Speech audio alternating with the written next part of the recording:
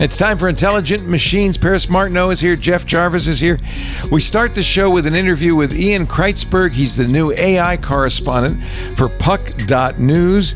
We will show the actual humans who beat the AIs in the International Math Olympiad. And what does Mark Zuckerberg say about the future of superintelligence? All that and more coming up next on Intelligent Machines. Podcasts you love. From people you trust. This is Twit. This is Intelligent Machines with Paris Martineau and Jeff Jarvis. Episode 830, recorded Wednesday, July 30th, 2025. I pay a gentleman on Etsy.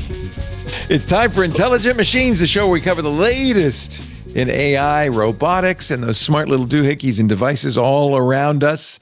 And here to be intelligent is Paris Martineau, investigative reporter at Consumer Reports. Yay, we can say it now. Yay. Have you started the job? Oh, I have. I started on the 21st. Are you already investigating?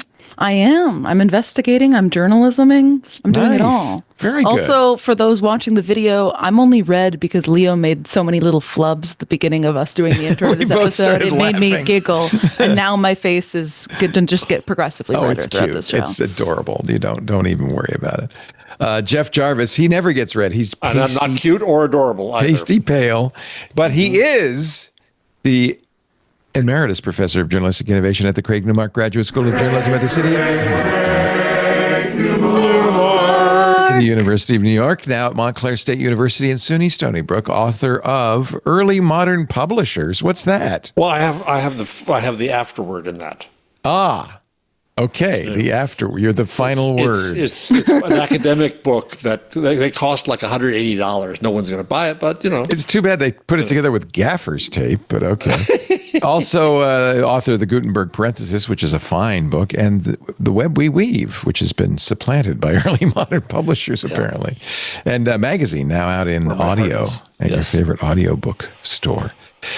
We have a special guest today. I'm really happy to have him. In fact, I sent him an email as soon as I saw that he had joined one of my favorite publications, which is Puck.News.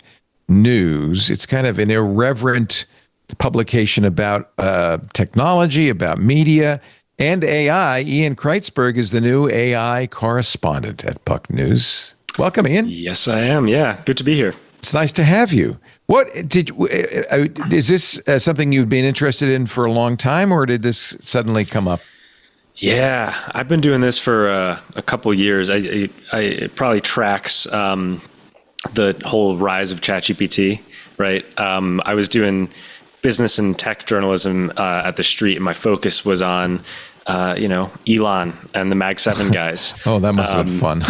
Oh yeah, every day was just a fresh, It's gotten weirder and weirder, actually. It has gotten. I am very glad that now my sole focus is AI, because as weird as that gets, I don't have to go through Elon's Twitter profile every minute of every day, and so that's a major improvement.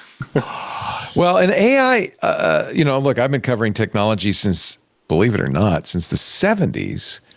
And AI is still steam powered back then. I was going to say, people are saying that there wasn't even technology back then. There was, but it wasn't great. But the point being, people, I've seen a lot of things come and go, and I've even seen a few AI winners in my time. But this is perhaps the most interesting technology breakthrough. Getting, by the way, more interesting by the minute. So you've got a great beat. Yeah, there's definitely no shortage of stuff to do, stuff to cover. I'm always, I never have the problem of, trying to make something out of nothing, trying to find the next story. That there's always just so much going on that, you kind of got to just be really picky and choosy and drill down on what you actually want to focus on. That's been my experience too. We have more stories than we can cover here. This is Puck.News, and there's Ian's. Actually, this is the first thing I was going to ask you about. Sure. The AI action plan. There's David Sachs over Donald's left shoulder. He is the AI and crypto czar. And this is funny because David Sachs is also the co-host of a podcast with Jason Calacanis called All In, and they hosted this presidential announcement. Made me a little jealous, I'll confess. I was, but I didn't have to sit down with J.D. Vance and pretend I was talking to an intelligent person. So there's that. Anyway, tell me about this big, beautiful LLM, as you call it. Mike Masnick said there's some good stuff and there's some really dumb stuff. Yeah, that's probably a good summarization of it. First of all, they threw out what Joe Biden had done in 2023, right? Yes, that's gone. The first thing that Trump did when he took office is, it's like the flurry of executive orders that he throws in there, and one of the first ones was just rescinding Biden's executive order on AI. Was this because he had been elected by Silicon Valley and especially by people like Peter Thiel, and their interests in AI didn't coincide with Biden's desire for safe, secure AI? Was this at the behest of Peter Thiel, is I guess what I'm asking? It certainly seems like it. And not even just Peter, but, the Sam the list Altman of and Larry Ellison and Sun Sun, who came in and did that Stargate announcement of $500 billion in AI. Mm-hmm. Yep. And before the whole falling out, his relationship with Elon. Elon. I forgot about Elon already. You can't forget about Elon. He wouldn't want that. Elon was probably lobbying for this too. So what is the new regime? The new regime is very expectedly a deregulatory regime. Yeah. It's all like everything that we're seeing is very much centered around this kind of narrative about the race with China. That, however that's actually playing out, whatever is actually at the finish line with that race, which to me and a lot of people is very unclear. That is a narrative that the tech companies that are, talking to Washington have been very successful in playing up. And at the kind of result of that is this idea of national security as the justification for everything. And in other words, if we don't do it, China will, and we've got to defend against that, right?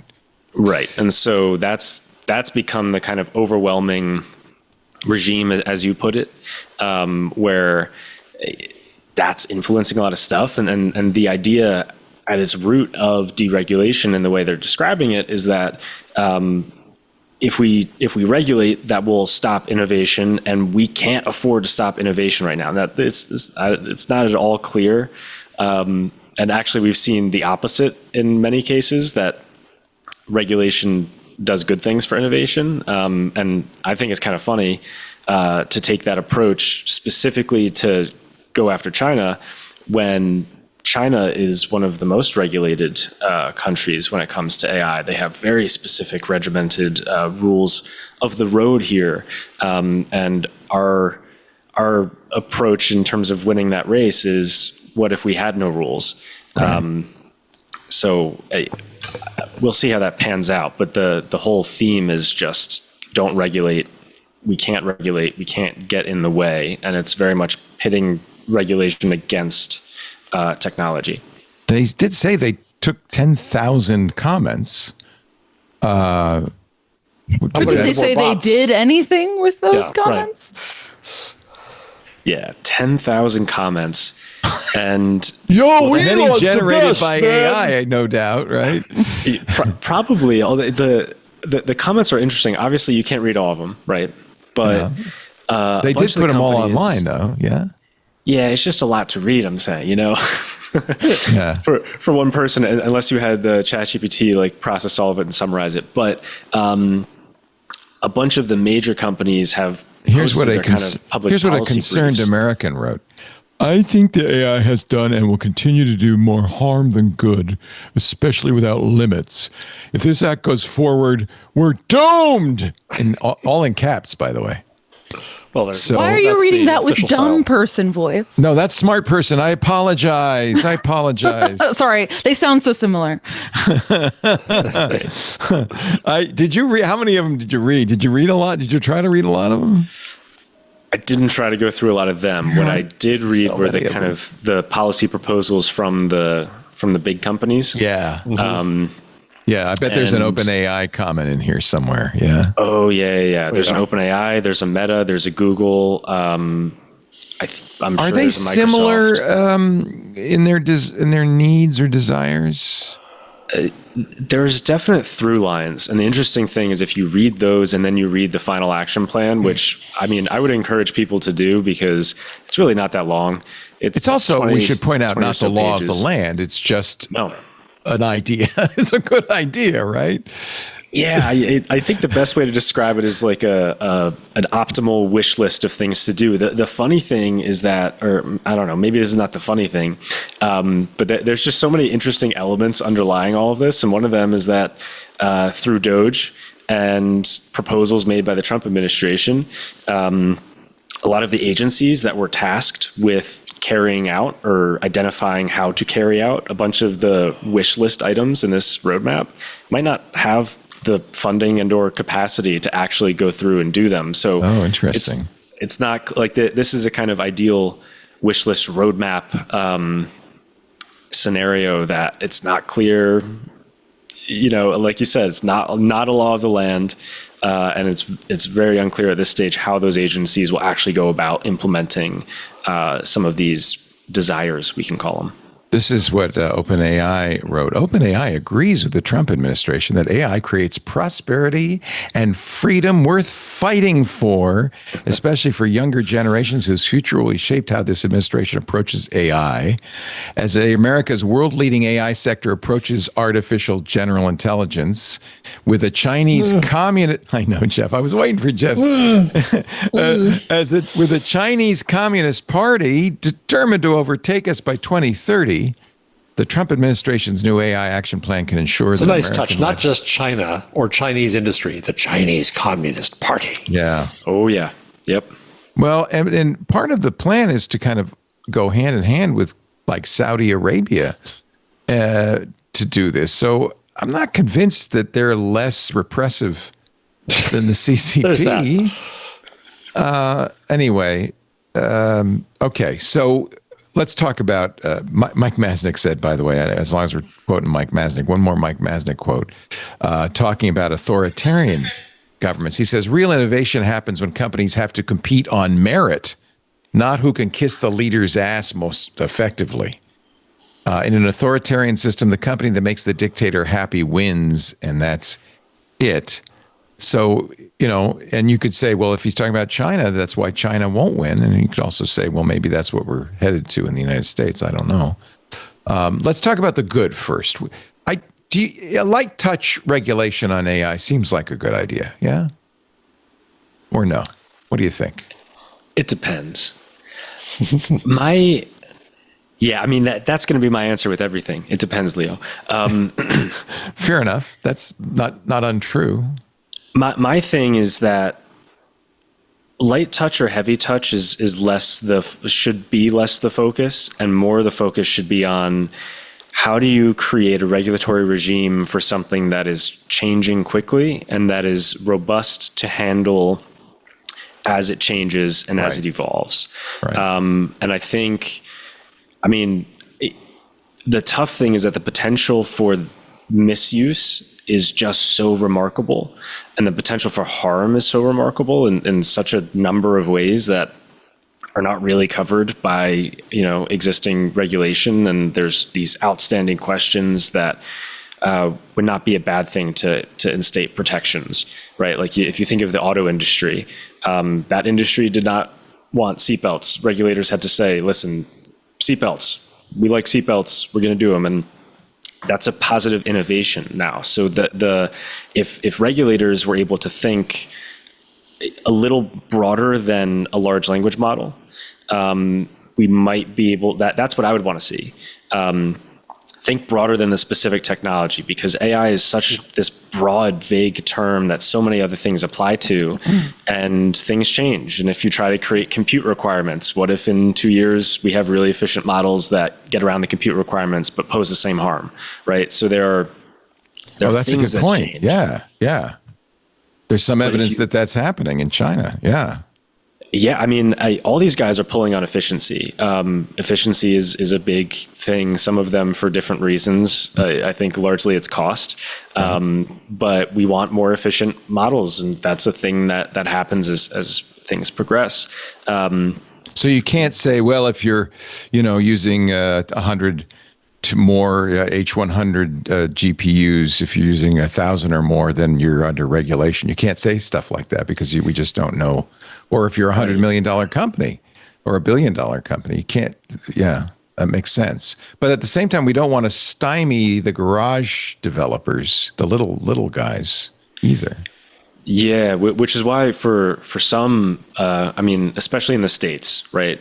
The States are the guys that are kind of saying now, we're gonna take a shot at actually regulating this, and their idea, at least in New York, for example, is these kinds of sort of exemptions for universities, and that's part of the attractiveness of a compute threshold or a cost threshold or a fiscal threshold, is that if I say I'm going to only regulate models whose developers spent more than $100 million to train. Right. Then you're not hurting the garage innovators that are just tinkering with a GPU they picked up, and are building something new. You're really just saying I'm regulating the big tech, capital B, capital T, guys, and making sure that they're following some sort of rules of the road. So that's a very targeted approach to make very sure that a university is not really spending $100 million to train a model. They don't really have that. But this opens them up where if we only regulate at that fiscal threshold, then innovation and kind of base research can still happen. But yeah, I don't know. I don't know if that's quite the best way forward. What's the most important regulatory thing to do? What's the most important regulatory thing to do? Yeah. This is a very good question. I think that the answer to that would depend on the kind of different sects of people that are dealing with this. I think there's a big job factor, and like the AI workplace factor.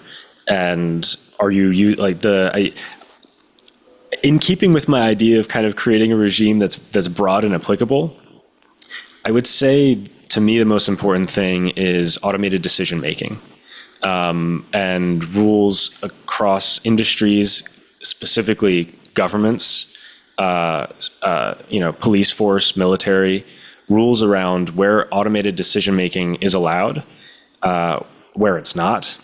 So it's not the AI company in that case you're regulating, it's the users of AI. It's government using AI. The applicability, yeah. Right. It's at the application layer.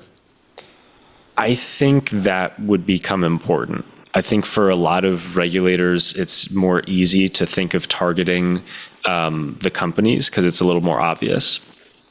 But there's a lot of other stuff going on that is, a cause for a number of different concerns. And I think a lot of that does come down to the idea of automated decision making. Even at the job level, is someone choosing to hire me based on an AI? Are they involved in that loop at all?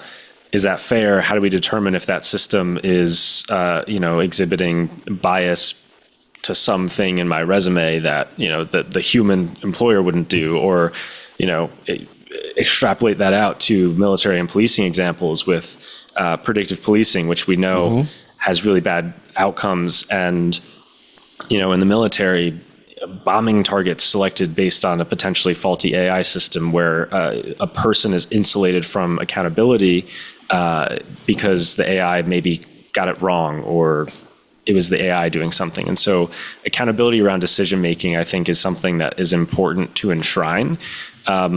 That wouldn't have compute thresholds and fiscal thresholds. Right. And is this going after universities or is this going after big tech corporations? And so I think that would be an important place to kind of start. It is ironic that the most terrifying use of AI is by the government. And of course, it's the government that's making these rules. So I can't expect them to regulate themselves. Amen. On the other hand, there's some good stuff. The plan calls for a stronger electric grid.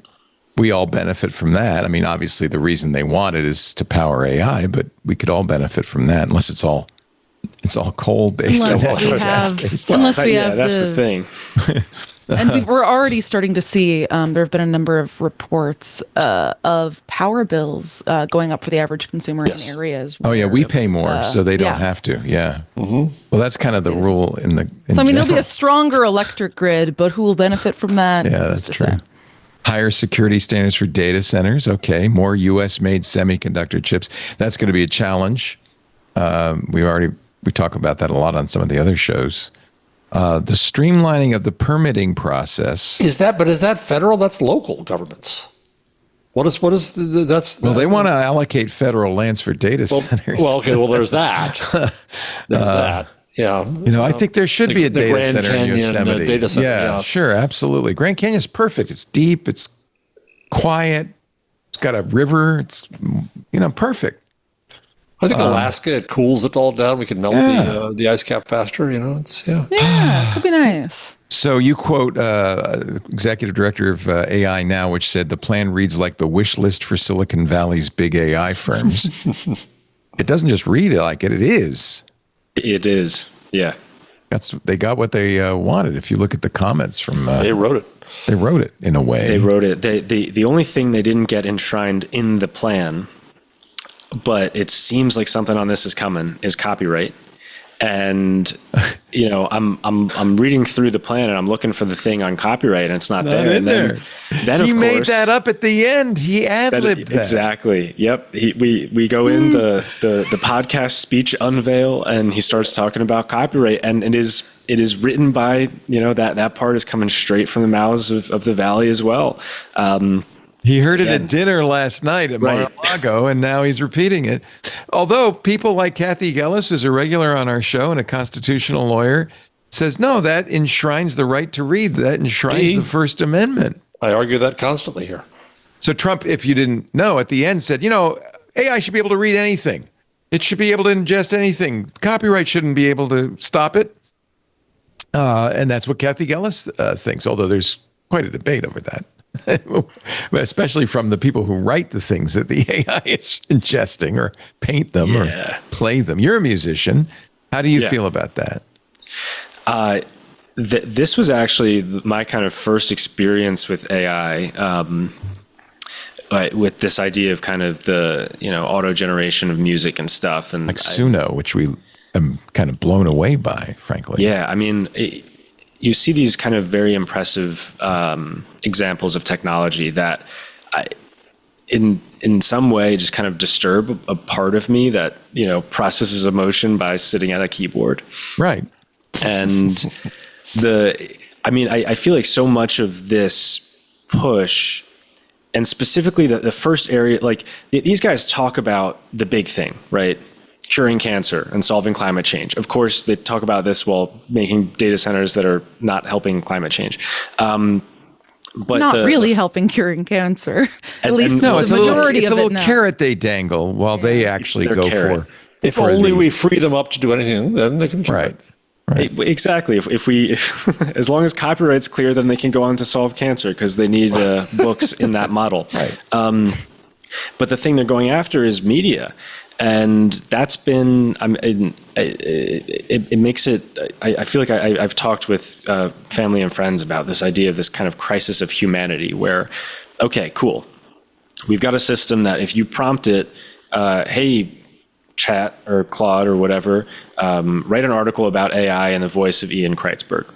It will do that. Because it's read everything you've written. Right. Will it be good?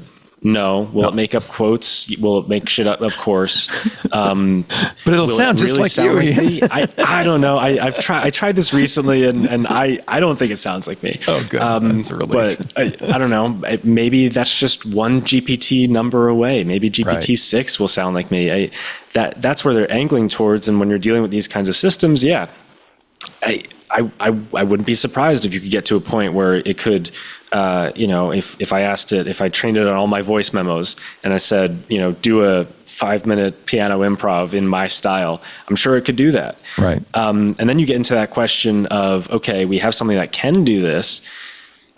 Do we want it to do this? Do we want just an influx of fake content that, not only hurts the business of the people who made it, which is not really a great business to start with, but I like consuming and interacting and engaging with art made by people, because art is fundamentally a way of, like, a kind of empathetic way of connecting, seeing and being seen.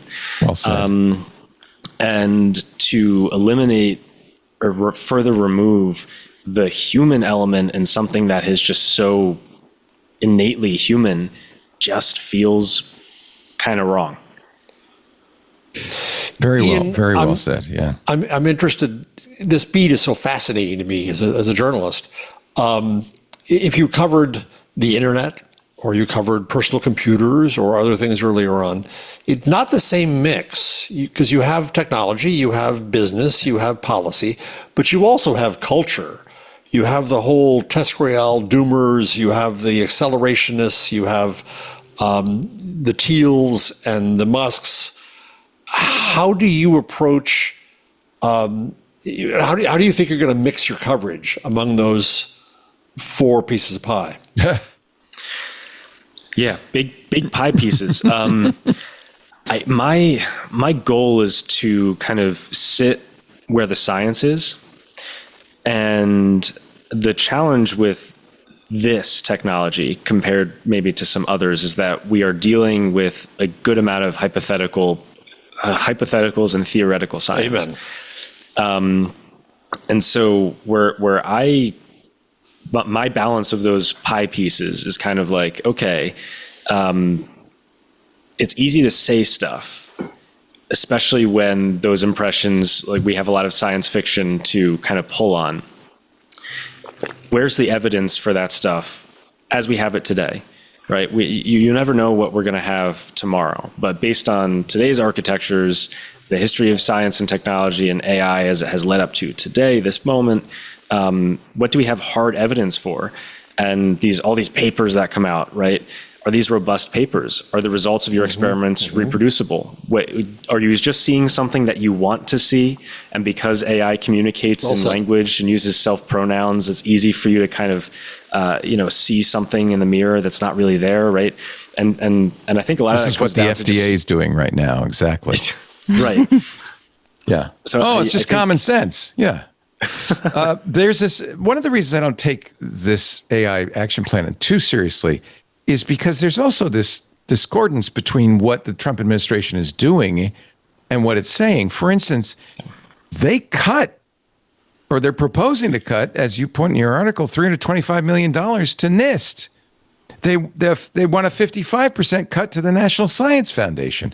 At the same time as they're saying, we believe in science, we believe in advancing, they're cutting to the bone all of the parts of this country that do this kind of fundamental research. Is it that they just want private enterprise to do everything, or is it that they don't really have a plan? You say that maybe the left hand doesn't know what the right hand is doing. Yeah, it's hard to say. I think a lot of stuff with this administration definitely seems like, I don't know if you really have a plan. No. That's why I don't take it too seriously. It's like, okay, it's more words, really. I'm curious, do you think it is at all related to, I'm sure as you've seen, I think over the last week, we've had Elon Musk, as well as, I think maybe it was either Sachs or Calacanis, kind of come out against academia as this terrible... Oh, this is Mark Andreessen. That's Andreessen and Musk the last day or two. The guy who became rich and famous because a university sponsored his development of the browser. Yeah, and let there's them been this own very intellectual property. hard and concerted push towards up the ladder. casting off, to pull up the ladder and cast off all of academia as some kind of superfluous, overly expensive, and myopically concerned group. Do you think that that in some way plays a role with this kind of strange right hand doesn't know what the left hand is doing that you're seeing in legislation like this? Or regulation? There's definitely and the anti kind of university and all the problems with education like that's something that we've seen a lot from this administration that recently decimated the Department of Education. It's very interesting.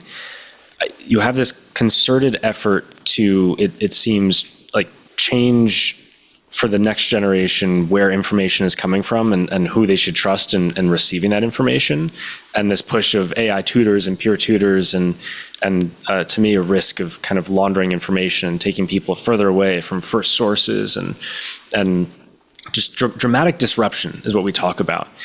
But it's very interesting, like again in that context of you're going as hard as you can on AI. You want to win. You want American dominance. That's the language, which is very strong language. But you're decimating all these scientific infrastructures. Mm-hmm. And the reality is that where we are today, the transformer, and neural networks and machine learning resulted over decades of robust societal infrastructure across not just NIST, but I mean also one that a lot of people don't really talk about. Like NASA has done crazy work in advancing the state of the art in these areas, robotics and machine learning, because you have agencies that were finding ways to solve for the specific missions they were dealing with. But then it's also like immigration is one that has become a challenge now. You want this robust infrastructure that supports the development in universities of new innovations and new ideas.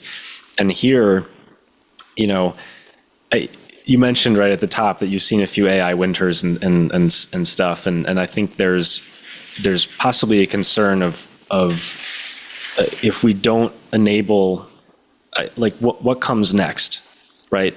If language models are not the end all be all, and I don't think they are, do we have a societal infrastructure in place to support the next innovation, the next, attention is all you need paper, right?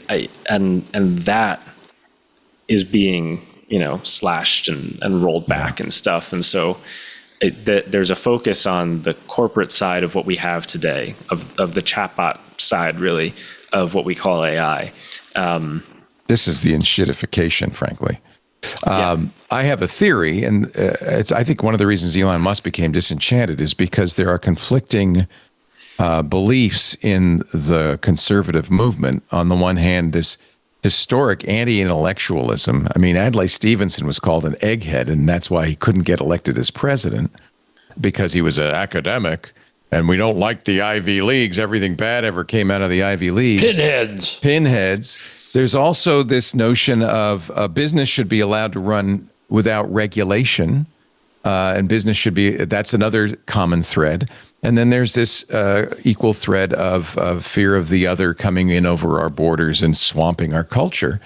But the problem is these conflict. You can't hate academia and want AI to succeed.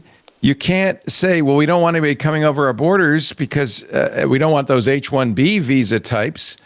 But that's, if you look at who Meta is hiring, they're for the most part immigrants running the Superintelligence lab who came in because we had the best educational system in the world. In charge of a lot of these companies. And they came to America to learn about AI and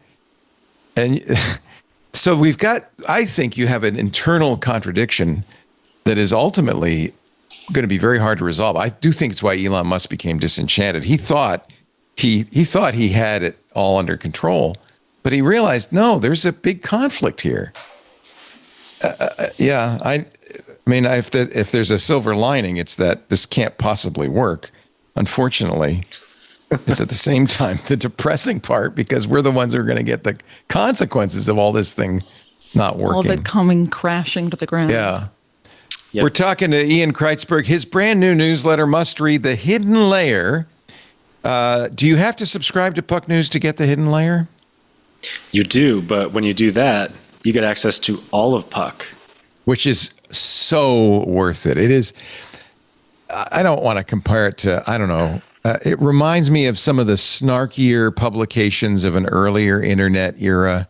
There's just great stuff. But with great reporting. Great reporting and all about Hollywood.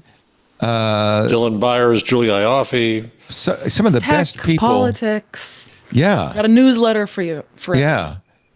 So subscribe to Puck News and then sign up for frankly, all the newsletters. But I think you got to get The Hidden Layer.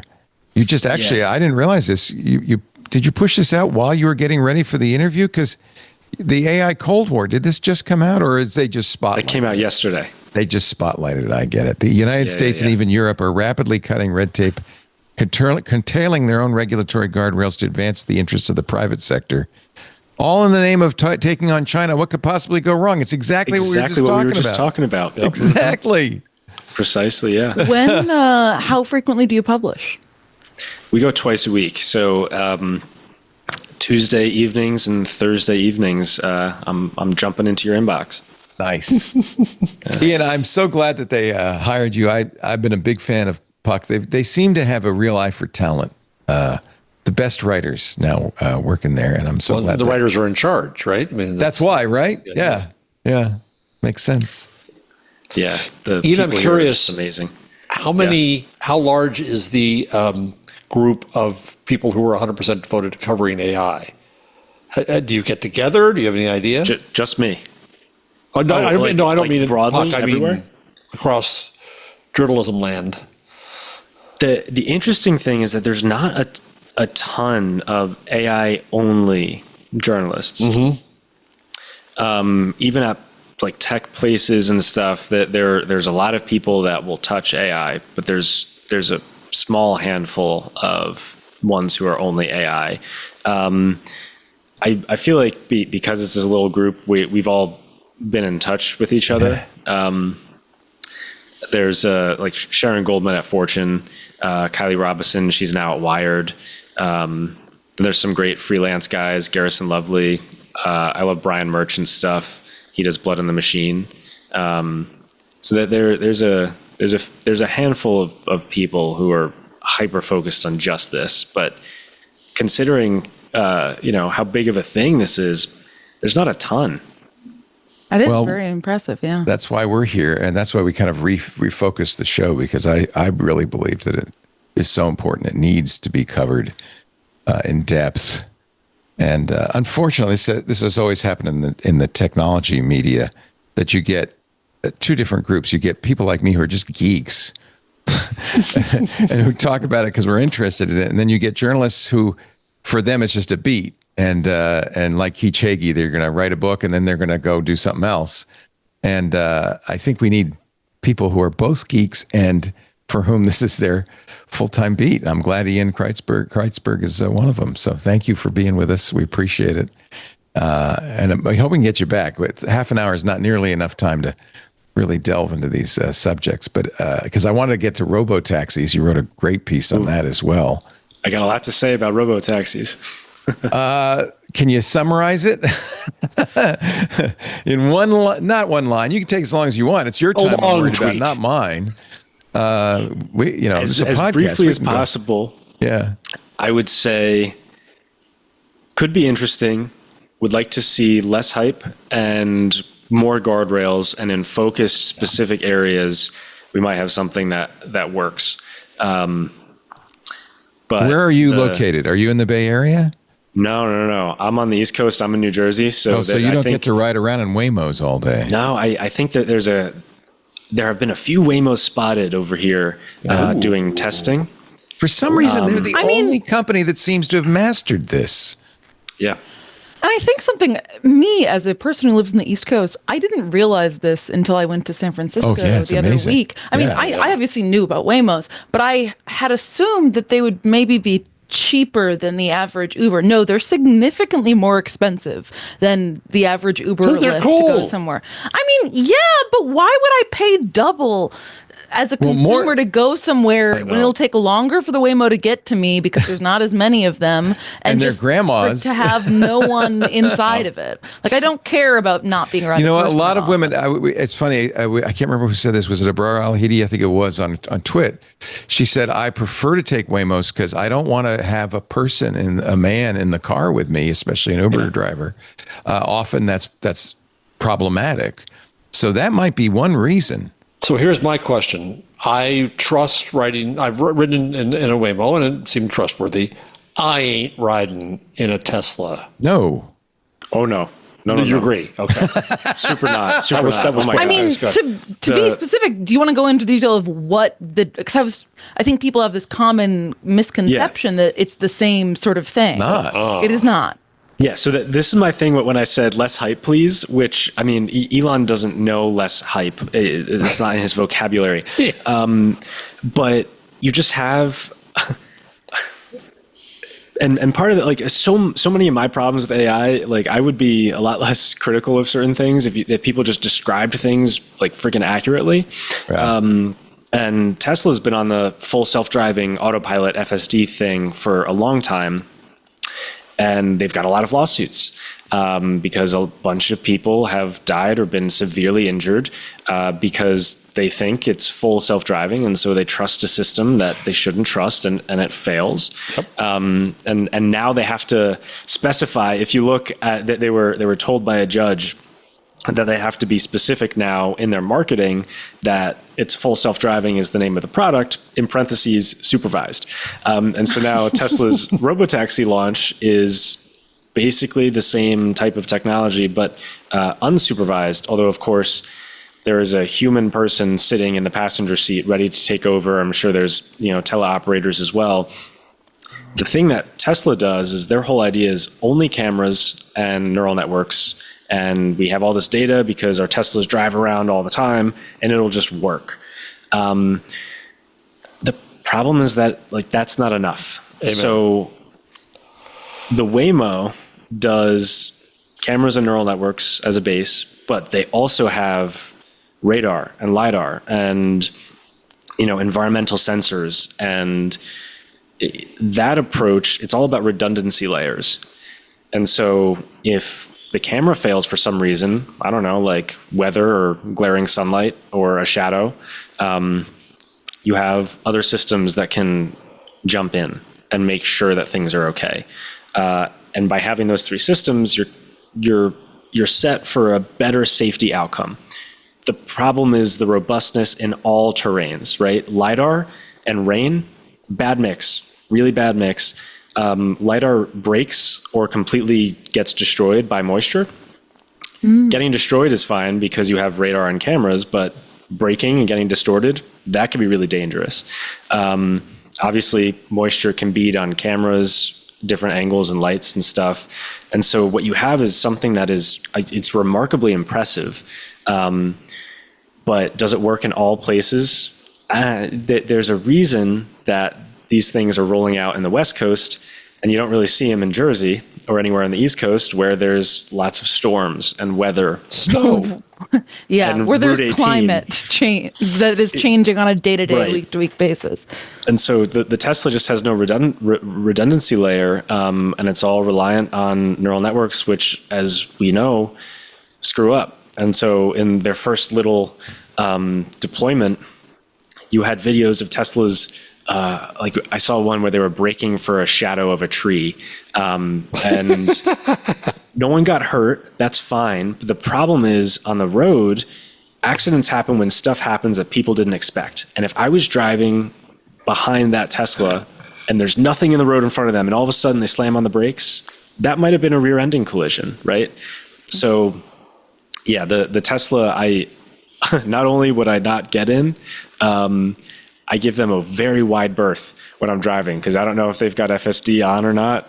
And I just like to stay, a few car lengths away. As they say on Family Feud, good answer. Good answer. Well, it's lucky you're in New Jersey, because if you were here in the Northern California area, you would not be able to give Teslas a wide berth. It's every second vehicle. And every third vehicle is a Waymo. So you're really kind of out of luck. Ian, what a pleasure. Thank you for coming on. We'll have you back. In fact, maybe sometime you could be, when one of our other hosts isn't here, you could join us for the whole show. We'd love to have a little more time. Yeah, sure. That would be a blast. The Hidden Layer, puck.news. Subscribe. You really should. It's a great publication. Thank you, Ian. Do it. Yeah. Thanks, guys. We're going to take a break, come back with more. I have a few new AI devices to share with you. Oh, no. Which one of them are going to go under within the next 18 months? I'll give you a hint. It's glued to my temple. Is it inside your temple? No, just glued to it. Oh, okay. A tiny little incision could. More to come in just a bit. You're watching Intelligent Machines, our show brought to you this week by those good folks at Zscaler. This is really a cool application of AI. They're the leader in cloud security, combining the ultimate security tool, which is zero trust, with AI. See, the interesting thing about AI is it is both a benefit and a threat to your enterprise. We know that hackers are using AI now to break in more effectively, more quickly. We also know that AI in the enterprise can power innovation, can drive efficiency. So it helps the bad guys deliver more relentless and effective attacks. It helps the good guys be more efficient and innovate. It's a challenging environment, and you're navigating it right now in your business. There's statistics that will chill you to the bone, like this. Phishing attacks over encrypted channels increased last year by 34.1%. And that's because of the growing use of generative AI tools, plus other things like phishing as a service kit, which lets any idiot get in the phishing business. On the other hand, and I have to mention this, organizations in all industries, from small to big, are leveraging AI to increase employee productivity.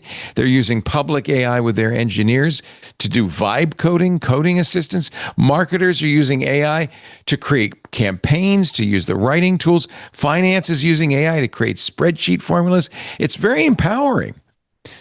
You can automate your workflows across all of the different parts of your business for operational efficiency, both in individuals and in teams. You can embed AI into applications and services that are customer and partner facing. You can AI can help you move faster in the market and gain competitive advantage. But the problem is companies have to really think about how they protect their private and public use of AI. And that goes hand in hand with defending against AI-powered attacks. Jason Kohler, who's the Chief Information Security Officer, CISO at Eaton Corporation, Eaton, they're leveraging Zscaler to both embrace AI innovations and combat AI threats. He says, quote, data loss detection has been very helpful for us. ChatGPT came out. We had no visibility into it. I bet you everybody in the business was using it, right? Zscaler was our key solution initially to help us understand who was going to it and what they were uploading. Here's the problem. Traditional firewalls, VPNs, public-facing IPs expose your attack surface. They give the bad guys a hook that they can say, I can get into this company. And in the AI era, those perimeter defenses are just no match for the bad guys. It's time for a more modern approach, and that's where zero trust is incredible. Zscaler's comprehensive zero trust architecture plus AI ensures safe public AI productivity, protects the integrity of private AI, and stops AI-powered attacks cold. Thrive in the AI era with Zscaler, zero trust plus AI to stay ahead of the competition and remain resilient even as threats and risks evolve. Learn more at zscaler.com/security. Zscaler.com/security. We thank them for their support of Intelligent Machines, and they just told us they're going to continue supporting us into 2026. So we're very happy to be partnered with Zscaler. Zscaler.com/security. This just in from First Squawk. Meta CEO says superintelligence will transform all systems in the coming years. Zuckerberg confirms Meta's open source AI model strategy remains unchanged. CFO adds Meta will finance most data center expansion while also, I don't know why it's in all caps. Yeah, I don't know either. I like that you're reading it like it's in all caps. It's his caps voice. Meta AI now has over 1 billion monthly active users. I guess we're getting the Meta financial, the quarterly results. Also, Zuckerberg did a video, line 117. Oh, he also put out a text-based It's the version same. of it. It's the same text. Yes. We're all going to have our super intelligent agents at our sides. Well, I do. So you may remember that my favorite Remember all the other devices little Leo's AI either ordered, device. either Bye-bye, didn't bee. receive or did receive and had to wipe. But this one's We different. hardly Well, knew we'll ye, see. bee. So I wore this B dot computer since January, 6 months, 7 months. Then they got bought by Amazon, which is great. I'm happy. I'm so happy for them. Ethan and Lourdes deserve that success. But it does mean I'm not sure I trust Amazon with that 6 months worth of data. So now I got the new thing. So remember, I ordered You got this. it. I finally got it. I ordered it in the spring of 2024. Patience comes to all. Yeah. Well, what it was is I asked for the iridescent model. And finally I said, you can send me the black one. They said, oh, that we've got. So this is, in theory, this is the limitless pin. They were rewind.ai. Now they're limitless. Same idea. It's always recording. It's recording right now. The thing I thought was interesting about this, they announced at CES in January, was initially they said, so we're going to be able to recognize voices. And when we hear a voice we don't know, we won't record it until you explicitly out loud in our hearing say, hey, I have a terrible memory. They even give you a script, by the way. They say, be self-deprecating. I have a terrible memory. Would you mind if I used my little device here to record our conversation and transcribe it in AI to help me remember all the wonderful things you've told me? And if they consent, then in theory it will record. Are there specific words they have to use? No, it doesn't do that. They couldn't figure out how to get it to work. No, it didn't matter because they said they were going to do that. But I think the real problem is voice discrimination is not that good. So Yeah. it records everything, and they say, It does. Oh, okay. yeah. And they say, oh, you should give you a script. You should before. It's up to you, but you should really do this. Anyway, it's not. I have to say the results aren't as.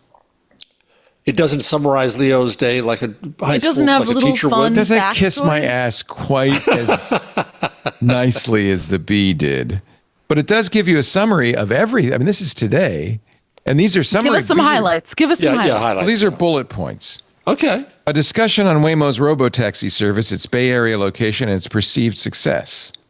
That's what we just Okay. had. Yeah, it's from today, from this conversation. The show resumes with the Zscaler sponsorship segment, followed by AI news and a review of a personal AI device. And we too thank Zscaler for sticking with Twit until Here we are. 2026. Yes. So it says an ad read for Zscaler highlights AI's dual role as a business threat and innovation. Breaking news from Meta's quarterly results. And then it knew it was me. So it says you for me, and I can then assign other voices to it. So this is a transcription, pretty accurate transcription. It does save the recording. It saves the transcripts. Not only unlike does it saves the recording, although you have the choice of how long.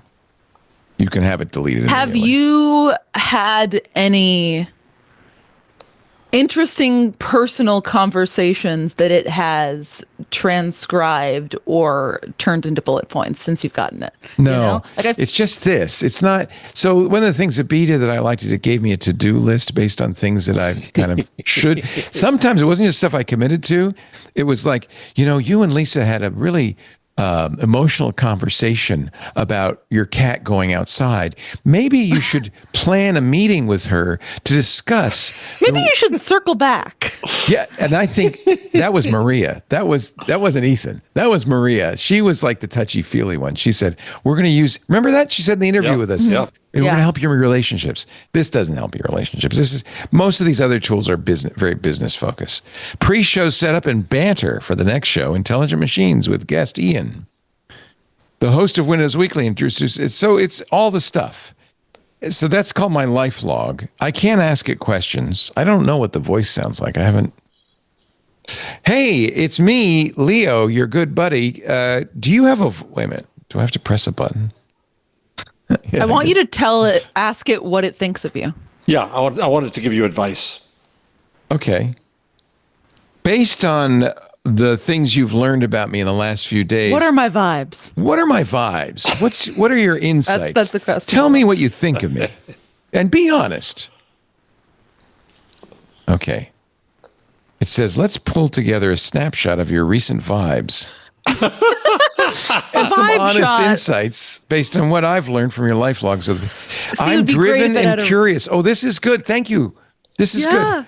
Your work as a podcaster and founder of Twitch shows you're always seeking new ideas, tech trends, and meaningful conversations. Oh, Trump has to get this. You approach topics with a genuine curiosity and a desire to dig deeper, never just skimming the surface. Never. Warmth. That's a great question, Leo. Warmth and wit.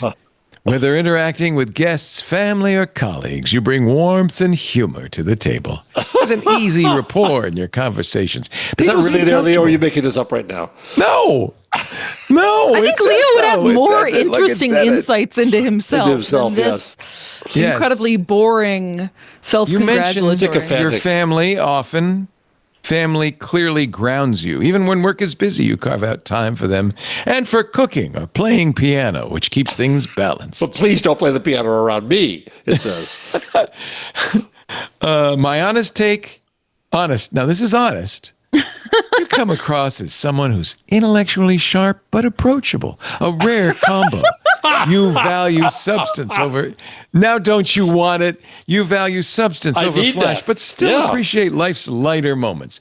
People likely see you as both a leader and a collaborator, someone who sets the tone but listens well. If I had to sum up your current vibe, I'd say engaged, thoughtful, genuinely enjoying the journey both professionally and personally. Actually, it's completely accurate. It knows me better than I know myself. I am a great It left out your sterling sense of humor, Leo. I guess it left out your humility. Maybe I could. This is funny, but like people are totally gonna buy into this stuff. Like they're gonna. Like, oh, absolutely. Well, that's why they make AI. People kiss are ass. going to look at this without any self-criticism or understanding of it being a complete. What do you mean? It's perfectly machine. right. It would say if I wasn't a nice person, but Definitely. I am. It would tell you if you were actually a rude sociopath. I'm going to keep wearing this, but now I'm going to wear two. Now he has an entourage. He has an entourage of sycophants. I have an entourage.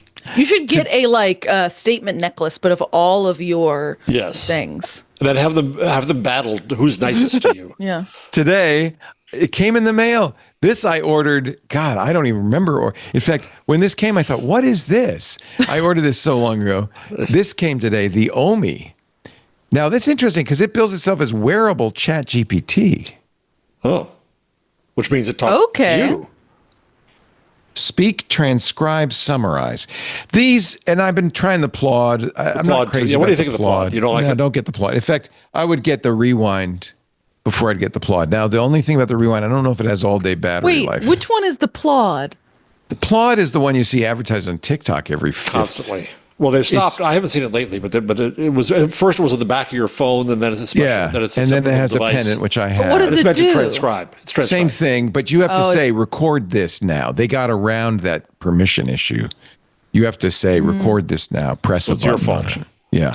So it's really for going into a meeting, put it on the table, and press the record button, and then you'll have a summary of the if you want that, you can get this. Yeah, it's just like that. Your phone can do this, people. Your phone can already do this, people. Your phone can do this, or you could just have a dedicated audio recording. That's why I like device. it. That's what I mean about this. This is recording the whole, all the time, 24/7. That's the key, okay?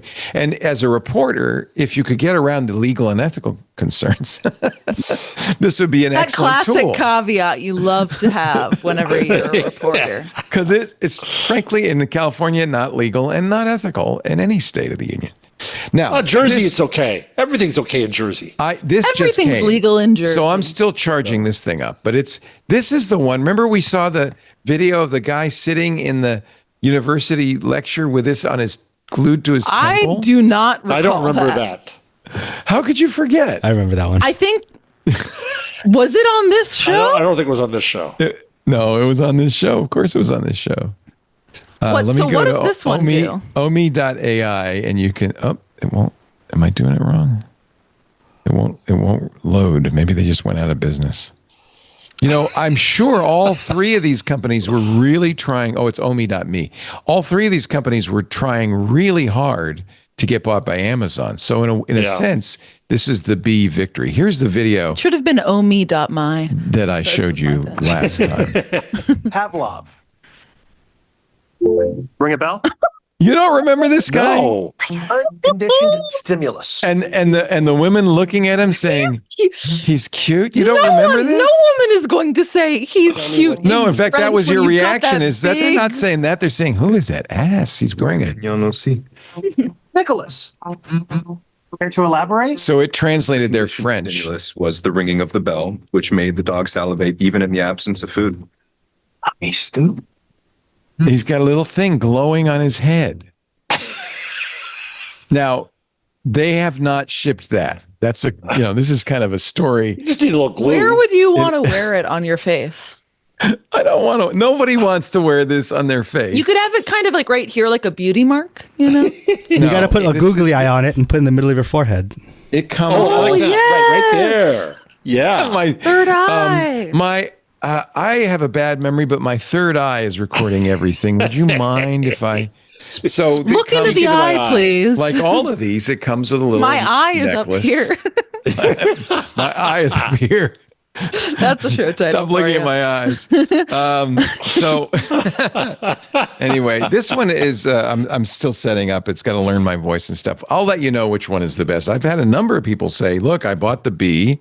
I too was disappointed that they got purchased by Amazon. Oh, look, she's wearing it. Wait a minute. She's on a date. She's on a date wearing it, and he's talking to her like she's normal, but." Watch when she brushes her hair back. He also has one now. Does he also? Oh. Are you an alien, lady? Gosh. Are you an alien? So the other thing that's different, B, remember, was $50, and there was no subscription, which was one of the things that I should have considered a red flag, to be honest. Yeah. Because that's not a sustainable business model. I thought, and they wanted to get the largest installed base they could as quickly as they could. They were clearly going for the exit. Yeah. Oh, yeah. Although when they were on the show, they said, "Yeah, we're talking about a subscription plan down the road, but we just want to get started." So both Omi and Limitless have subscriptions, not inexpensive, kind of like the $20 a month ChatGPT style subscription. So I will. It's my job to try all these things. It's my poor wife's job to put up with me recording everything. I think you should get they should make a Omi or something for your cat. But I guess what I'm thinking of is you should just get a very tiny video camera that you can put on your cat so that I can see what your cat's. But what if it understood the cat's meows? Because she has a variety of vocal sounds. She's trying to talk. She goes, meow.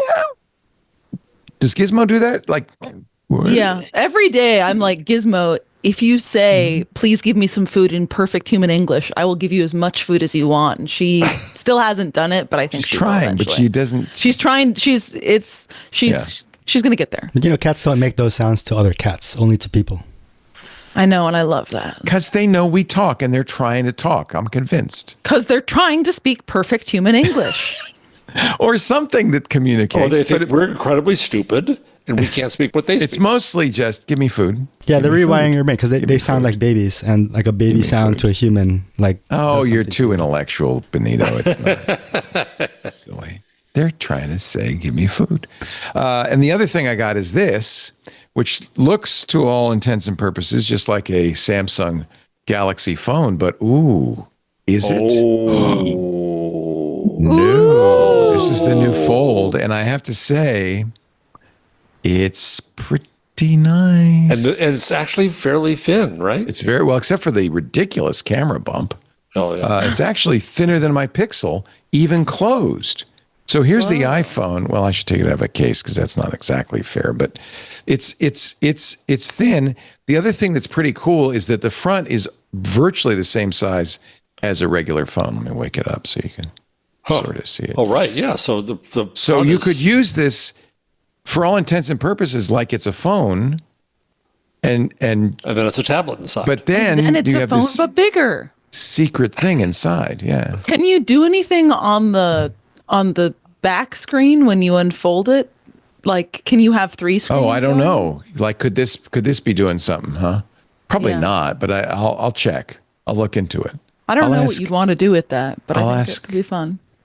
Limitless. Anyway, I thought I'd show that to you because that's the reason I got it is Apple is rumored to be doing something similar in a year. And I wanted to see what the state of the art was from Samsung because I've had a few of these. This is the 7th Galaxy Fold, and I've had the first 3. I had the first 3, so it's gotten much better. Who else on the market has a Fold? Oh, everybody. Xiaomi, LG, I think has a Fold. There's even trifolds if you're in China. Do you think Apple's Fold is going to be any different than the Folds currently on the market, or is it basically? Well, that's a good question. Apple? How much have they learned from Samsung's efforts along the way? They are getting their screen, it's rumored, from Samsung, and Samsung is making a new kind of creaseless screen just for Apple. You could see the crease still. I mean, but I looked at it in the store and it's better. It is better. And it doesn't it feels better than it's not quite. If you watch if you put a YouTube video on or something, it's less visible to you. Yeah, that's right. If you have to, in order for you to see it, I have to kind of tilt it. What do you use the folded out screen for? I don't know. I just got it like this morning. So you guys have never had a folded? Oh, I have actually. In fact, I'm trading in the Flip for this. The idea of this is that you would use this as a regular phone, but if you needed the real estate, for instance, you wanted to watch a video, and one of the things folds do, all folding phones do, is they could sit in this kind of laptop mode. So you could put them on a table and watch something. Paris, I think it's a 3rd screen for your new desktop. Oh, now it's your turn to show and tell. Well, before you do that, let me take another break. And then Paris will tell us what she ended up doing with her multi-monitor conundrum. Okay? Okay. This show is brought to you by Helix Sleep, my mattress. When you were here, I didn't get to show you our bedroom because Lisa was taking a nap. You know why she was taking a nap? Because we have the best damn mattress in the world, the Helix Sleep. And because I wanted you to see it so you could try it. But this is, so the rule of thumb is you get a new mattress every 6 to 10 years because they start to sag, they start to lose their resiliency. And it's true. If you just, try a new mattress and compare it to your existing mattress, you'll see what you're missing. And the mattress in your life is so important. I mean, it's not just for sleeping, although that's pretty darn important, but it's also, movie nights with your partner or morning cuddles with your kitty cat or your doggy, your wind down ritual after long days. My personal favorite is to curl up with a good book. In fact, when we got our Helix mattress, they offered also the adjustable bed so I can tilt it up and I can sit. Oh, it's so comfy. Your mattress really is the center of your life from far more than 8 hours a day. Maybe you're waking up in a puddle of sweat. That's no good. Or with back pain, that's because it's sagging. Or maybe, and this happens to me, I wake up sometimes, I go, was that an earthquake? And no, it was just Lisa turning over. If you feel every toss and turn that your partner makes, if it's an earthquake, technical term for that is a classic mattress nightmare. Helix Sleep changed everything for us. No more night sweats, no back pain, no motion transfer. I am truly getting the deep sleep I love, I crave, I deserve. And we know that that's a big part of health overall is getting a good night's sleep. What happened is we said our mattress is 8 years old. I think we need a new one. We looked around. We saw reviews like this one. A recent buyer, 5 stars, quote, I love my Helix mattress. I will never sleep on anything else. Okay. That's good, but that's just one person's opinion. But I saw many more reviews like that. And then I started to see the awards time and time again. Helix Sleep is the most awarded mattress brand. For instance, this is just this year alone. Wired's Best Mattress 2025. Best Mattress of the Year. Good Housekeeping Bedding Awards 2025. Premium plus size support. GQ Sleep Awards 2025. Best Hybrid Mattress. New York Times Wirecutter Awards 2025. Featured for plus size. Oprah Daily Sleep Awards 2025. Best Hotel-like Feel. And Leo and Lisa's award for 2025 for the best night's sleep. And we did it up. We got the adjustable. We got the nice Helix with the topper, the cool top. By the way, that keeps you cool. It's really nice. Go to helixsleep.com/twit. 27% off site-wide during their 4th of July sale. Best of web offer extended. Yes, till the end of the month. So it's not too late. That's helixsleep.com/twit for 27% off site-wide.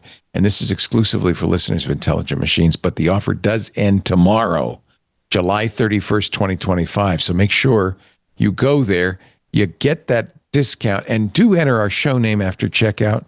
That way we get credit, and they know we sent you, because that's important to us.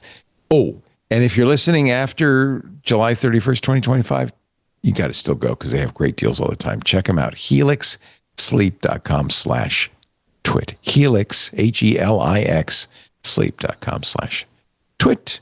We love our Helix mattress. So does Rosie, by the way. She's on it right now. How many hours a day do cats sleep? Like 16? Most. That's the right answer. I think that's the scientific answer. Most. So what did you do? We'll get to the AI news. We will, I promise. We'll get to AI news, but first we have to talk about my dual monitor setup. I got a lot of very interesting tips and tricks from listeners. Appreciate you all.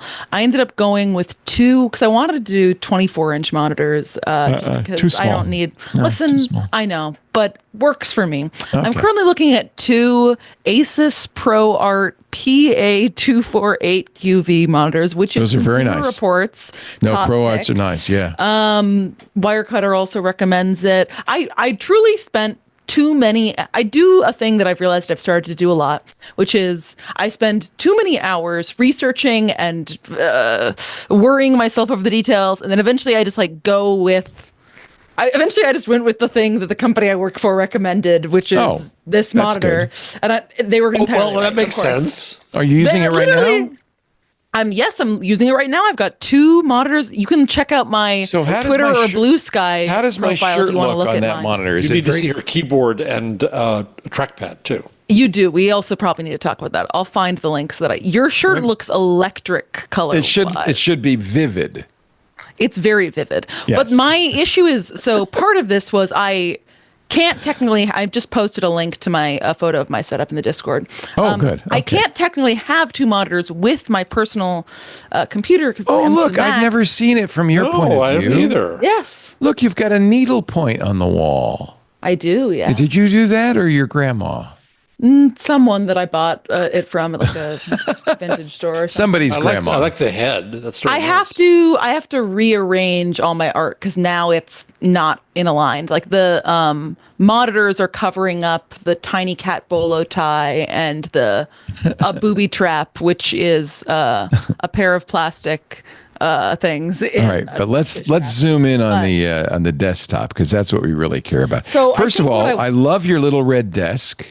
I love my red desk too. I think I need to get a bigger desk is the thing. I was thinking that's a whole other thing. Where do you put the paper? Listen, that's the thing is I've got too many papers on my desk right now even, so I've got to upgrade to a 60-inch desk. Let's be honest, you cleaned this up before you took the picture.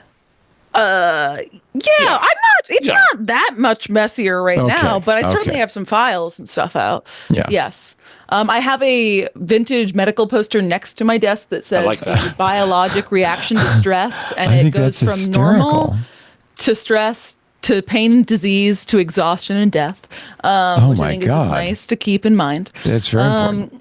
But so part of the reason why I did this and had all these questions for folks before is, as I said, my laptop can't natively support 2 monitors. So I you were also able to had get to this get working, though. I got That's a good. pluggable display link Pluggable's enabled good. Yep. Good dual choice. HDMI thing. I ended up going with the cheap one instead of upgrading my whole dock because my dock doesn't have a display link. So I just have like that in addition. Perfect. Pluggable's good And too. They're very good. I have a number of their downloaded things. display link. It works really well, except for the only thing is I was talking. This is what I was complaining about to Jeff and Ian before we started the show. So as part of Display Link, you get this like nifty little thing where you can see like both your monitors and adjust settings for it. And I could turn either one of them off with a click of a button. It's just in like my browser thing up top, and you can also do sliders for brightness, and it's kind of like brightness but not some other brightness related setting. However, there's no way for me to automatically set both screens to be the same brightness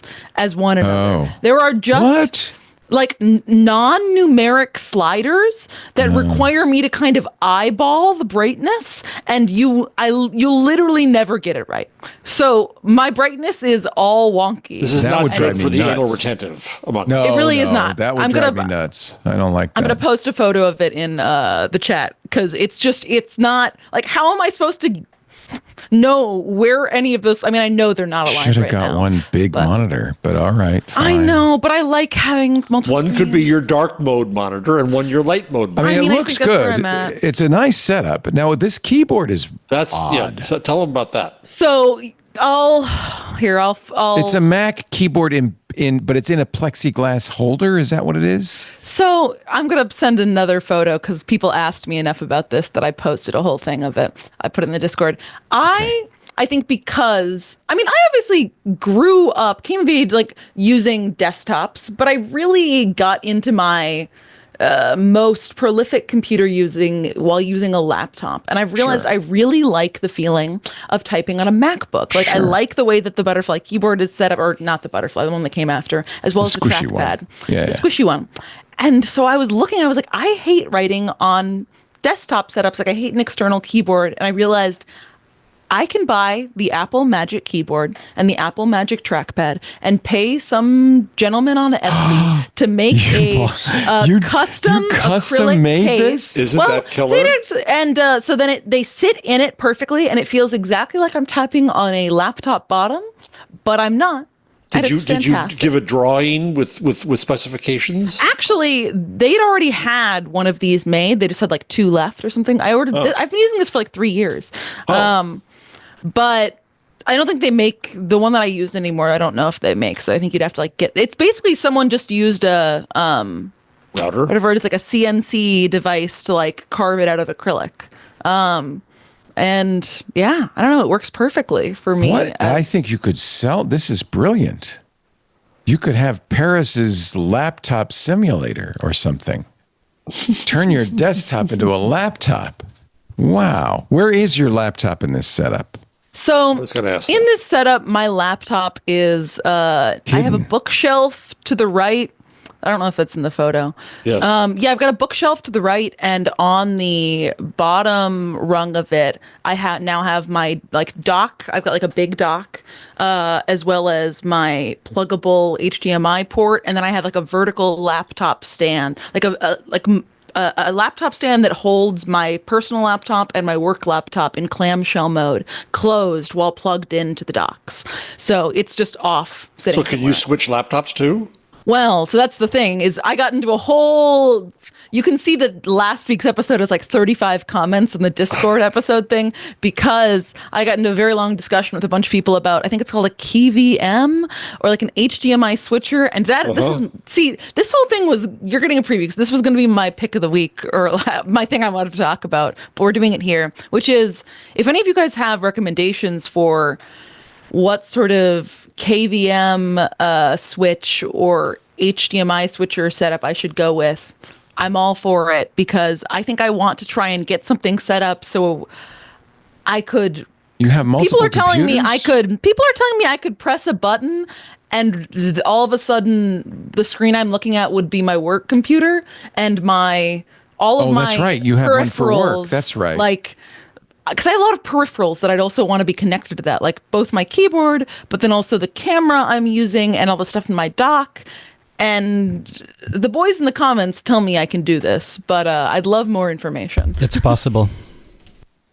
I know. I'm gonna have to watch a YouTube My video. question is, why didn't you go with one big, two small monitors? Because I hate having that seam down the middle. Like, I can't stand that personally. I can't have the middle of my desktop be a seam between two monitors. Listen, I think it's a great question. I haven't noticed the seam that much, but now that you pointed out, I guess that is kind of annoying. Oh, sorry. I don't know. I think 24-inch is the size of monitor I ideally wanted, and they don't really make monitors small. So if I was going to do one big and two small, the big would be 24, and the small would be a size they're probably not making. No, they have them. My setup is a 32 and two 13s. Whoa. Do you want to post a photo? Sure. Chat? That's interesting. I like that everybody, see, this is why you should join the Discord. Everyone's just posting photos of their But I'm a maniac with my monitor setup, layout. so... Well, you Yeah, get all the I could have guessed synthesizers that you've Darren got. Oakley is rocking two vertical monitors. It's You pretty definitely cool, seem- isn't it? This is fun. Everybody put your setup in there. This is good. I love it. Yeah. There's Joe's Adobe Photoshop setup. I Holy cow. don't think I Jammer B, mind. look at him. He's kind of going Whoa. crazy. He can see everything going on in the backyard. I don't think I mind the seam. I think the issue is just that right now with the small size of my desk, there's like a drawer on the right side. So my natural position of my desk chair is kind of in front of the left monitor. And I want a bigger desk so that I can position myself somewhat in between the two so that I can turn my head to Do you the have a side. blog? No. Should I be producing? Okay. No, the only reason. I have a blog. Oh my God, Anthony. What is it? Oh, Anthony's got an He just has a incredible lot of setup. he just has a lot of He's windows. like how does he producing make- the what show. he makes? What is the tiny thing on the left? It's just a tiny little. It's a little screen. sidecar. I think that's the Discord sidecar. You could show this, or can you show it? Yeah, you could show it, Benita. I don't think Anthony's shy. He also, that's a screen in front of his keyboard. That's a touch screen he can use to switch stuff. Yeah, the little one, kinda the little mad one at the at bottom of Anthony's, that's a little touch screen. So he has little sliders there. Yeah. Yeah. Oh. I'm kind of mad at him because he set up this setup and it's not nearly as nice as his. Yeah, that is a little messed up. And I'm just a little, jealous. like, dude, how you did that for you, but you didn't do it for me? What's going on, man? What's going on anyway? The thing is, I realize that my weird keyboard situation looks ridiculous, but I do really love how... if you like it, it's great. I mean, no, I like it, but I agree. Visually, it looks dumb in comparison. I love how cute all the really involved mechanical keyboards are. Like, I like when people, like, Anthony's are kind of all in like a grayscale or something, but people often do like a gradient of a specific color. And I think that's cool. You know what? If you like the Apple Magic Keyboard, go with it. I mean, what am I using here? I'm using a Logitech. Actually, no, it wouldn't be a good solution for you. But for me, this is a good solution. This Logitech keyboard, which feels very much like that Apple one, has Bluetooth to 3 different computers. So you can press you can control 3 different computers. And the same thing with this Logitech MX Anywhere mouse. Wait, are we doing the thumbnail? Okay. This Logitech MX Anywhere mouse does the same thing. So I control 3 different computers with the same keyboard and mouse, but you also want you want the monitors to switch. That's what a KVM does for you. Yeah, but then also the thing is, like, I think because my work computer doesn't need the display link thing, so I gotta figure out how to You just need another monitor. M4. You should have 3 monitors. I can't have 3 monitors. 2. I just have come around to the idea of being a 2 monitor person. I can't leap to 3. I do like the idea of a little tiny monitor, though. Maybe I could that's just like- use that's my like iPad as a those- sidecar. Like, that doesn't count. I don't know. Paris says those portable ones you get with your laptop that you can take with your laptop. Like those ones that freaks use in coffee shops when you like walk into a coffee shop and someone has basically a whole desktop setup going on there. No offense to anybody if you're one of those freaks. I just saw a guy who has his framework laptop. I might if I can find the picture. It's just he took it all apart. So it's just the parts, and he's got it all. He's got the most elaborate. It looks like the Statue of Liberty or something. It's just crazy. I'll find it on Reddit. But yeah, this is fun to look at what people's setups are. Almost everybody noticed. By the way, one's setup is incredible. Almost all of these people, as you might notice, have multiple monitors, right?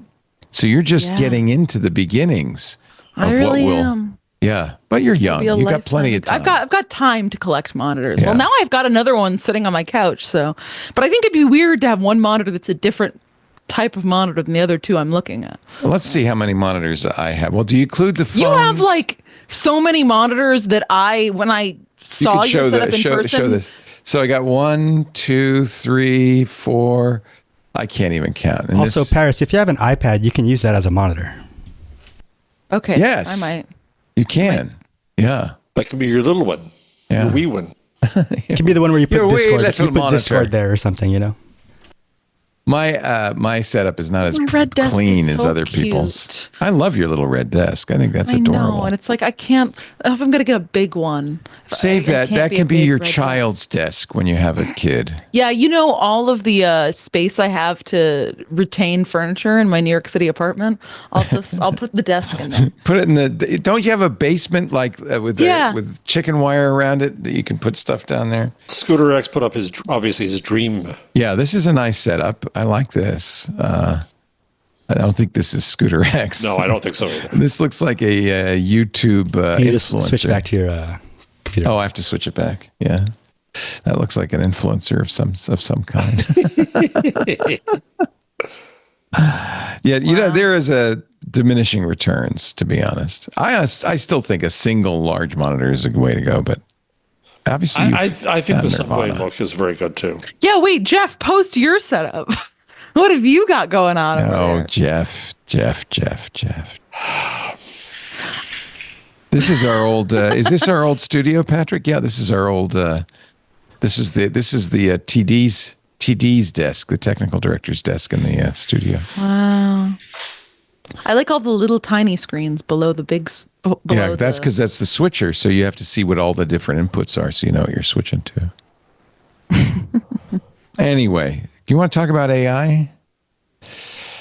We could. I could talk about screens of different sizes. I am going to say one thing. I do advocate for, and I strongly encourage you to have a blog because everybody has to have their headquarters on the internet. Jeff's is Buzz Machine, mine is Leo.fm, because you can't be sure that your Blue Sky or whatever will live forever. So you have one spot that everything goes to. Jeff syndicates it out to Medium.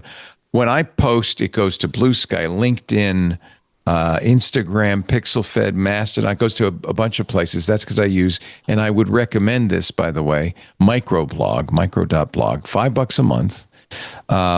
But one of the buttons I have on the top of my screen is important. I think everybody should have this. So, you know, everybody has the about. I have an I use this button, which because people sometimes want to know, well, what microphone do you use? What lights do you use? So my setup is completely documented and updated pretty regularly on the I use this page. That's I didn't clean it up before I took a picture of my desktop. Anyway, I think people should do that, and I think people should have a blog. The other page that I'm a fan of is the Now page. Like, what are you doing right now? This is another kind of web-based concept. Current location. Come on, Leo. Yeah, that's my current location. It's not super specific. It's only to about 15 decimal places. No, that's not my house. It's just Petaluma. It's downtown Petaluma. I put my picture up on the chat. Oh, good. Let's see Jeff's setup. We finally get. Where is it? In the Discord. I put it in there. Did I not hit Did return? You? Hold on, I didn't hit return yet. It thinks Graham, it's there. when you post on the internet, you got to make. Oh, sure that's you a nice click the setup. That's button. very No, it's pretty. there. No, that's not his. Wait a minute. No, now it There is. it is. Now it's there. Oh, whoa! I can't believe you're I out like here all the looking- greenery. You're looking Yeah. outside. Yes. Isn't that Yes. nice? This is why you're pink. Yes. There's it is. giant windows in front of you. Oh, yeah. It goes up through. Jeff, this is a great desk. Oh Yeah, my I gosh, like and the you've got clock. an old computer. You've got an old TV screen. For some reason, I Yeah. always imagined you having like a CR TV, like a CR, like an old, like one of those Cathode ray big tube. box cathode Yeah. ray tubes. Yeah. Oh, And I like the clock. I like the analog clock. I haven't that's seen a one of nice those in a IKEA. while. Yeah. analog Wait, clock. I've got an analog clock in a sense. I've got a flip clock. Oh, a flip clock. We haven't even. No, that's we haven't digital. That's mentioned digital. AI yet. Well, it's physical. It's not digital, but All right. Come on, well, kids. digit in the sense it's Okay, AI time. AI AI time. time. Let's see. AI time. We talked a little bit about. We talked about Mark Zuckerberg's manifesto. I honestly think. Well, it's interesting. The only thing, if it were anybody but Mark, I would say, well, that's exciting because here's somebody who's putting so much money, kind of completely speculatively into making us a super intelligence. Well, and it's an optimistic view. You're going to have your own assistant to make life better versus Sam Altman is, it's going to kill you. Yeah. You know, He says, over the past few months, we've seen glimpses of our AI systems improving themselves, which is an interesting way to put it. The improvement is slow for now, but undeniable. Developing superintelligence is now in sight. My only issue is, and maybe you know better. You know Mark better than I do. Maybe I should give him more credit. Is I don't know if I want these billionaires to be controlling this thing that should be a utility. It's just like, billionaires shouldn't control Twitter. But do you trust Mark to make something that is altruistic and for the good of humankind? I don't trust anyone to do anything. No, that's because you're Just a as a- nihilist. I trust him more than Sam Altman. Yeah, I think he's kind of on the same I level as trust Sam. Google though. more than Meta. Why do you trust him more than Sam Altman, and how? Because I mean, like, one word, Paris. Guess what it is? Guess what it is? Test rail. drink. So who's the test real? Oh, Sam's the test real. So, yeah, I mean he's in that doomer teal world, right? Mark is not. Mark's very positive. He says, in some ways, this will be a new era for humanity. AI will improve our existing systems, enable the creation and discovery of new things that aren't imaginable today. As recently as 200 years ago, 90% of people were farmers growing food to survive. It's even But worse that's than not that. right, I don't think. But go ahead. Well, here's an interesting. I'm reading a very good book about the Civil War because I'm going to be going down. I'm going to travel to Mississippi soon. Mark Twain. Mark going up in the riverboat.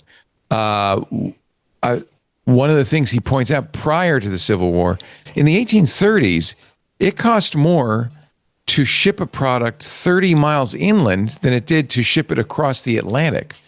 So colonial and later Americans would buy stuff from Europe much more readily than from their neighbor 30 miles down the road. If you lived on the coast, at least. There weren't any roads. Yeah, if you lived inland, you were out of luck completely.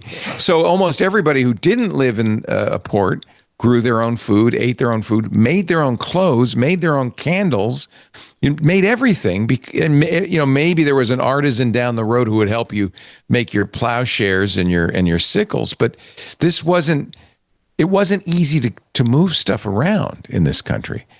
So 200 years ago, what is that?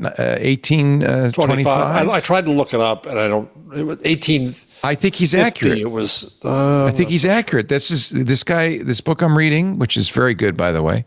I can't remember the name of it, but The Path to Liberty. No. Anyway, I'll find the name. But he says 1830, 200 years ago, everybody was growing their own stuff and making their own stuff because it was so expensive to transport it. Because we didn't even have macadam roads. We had rutted dirt roads.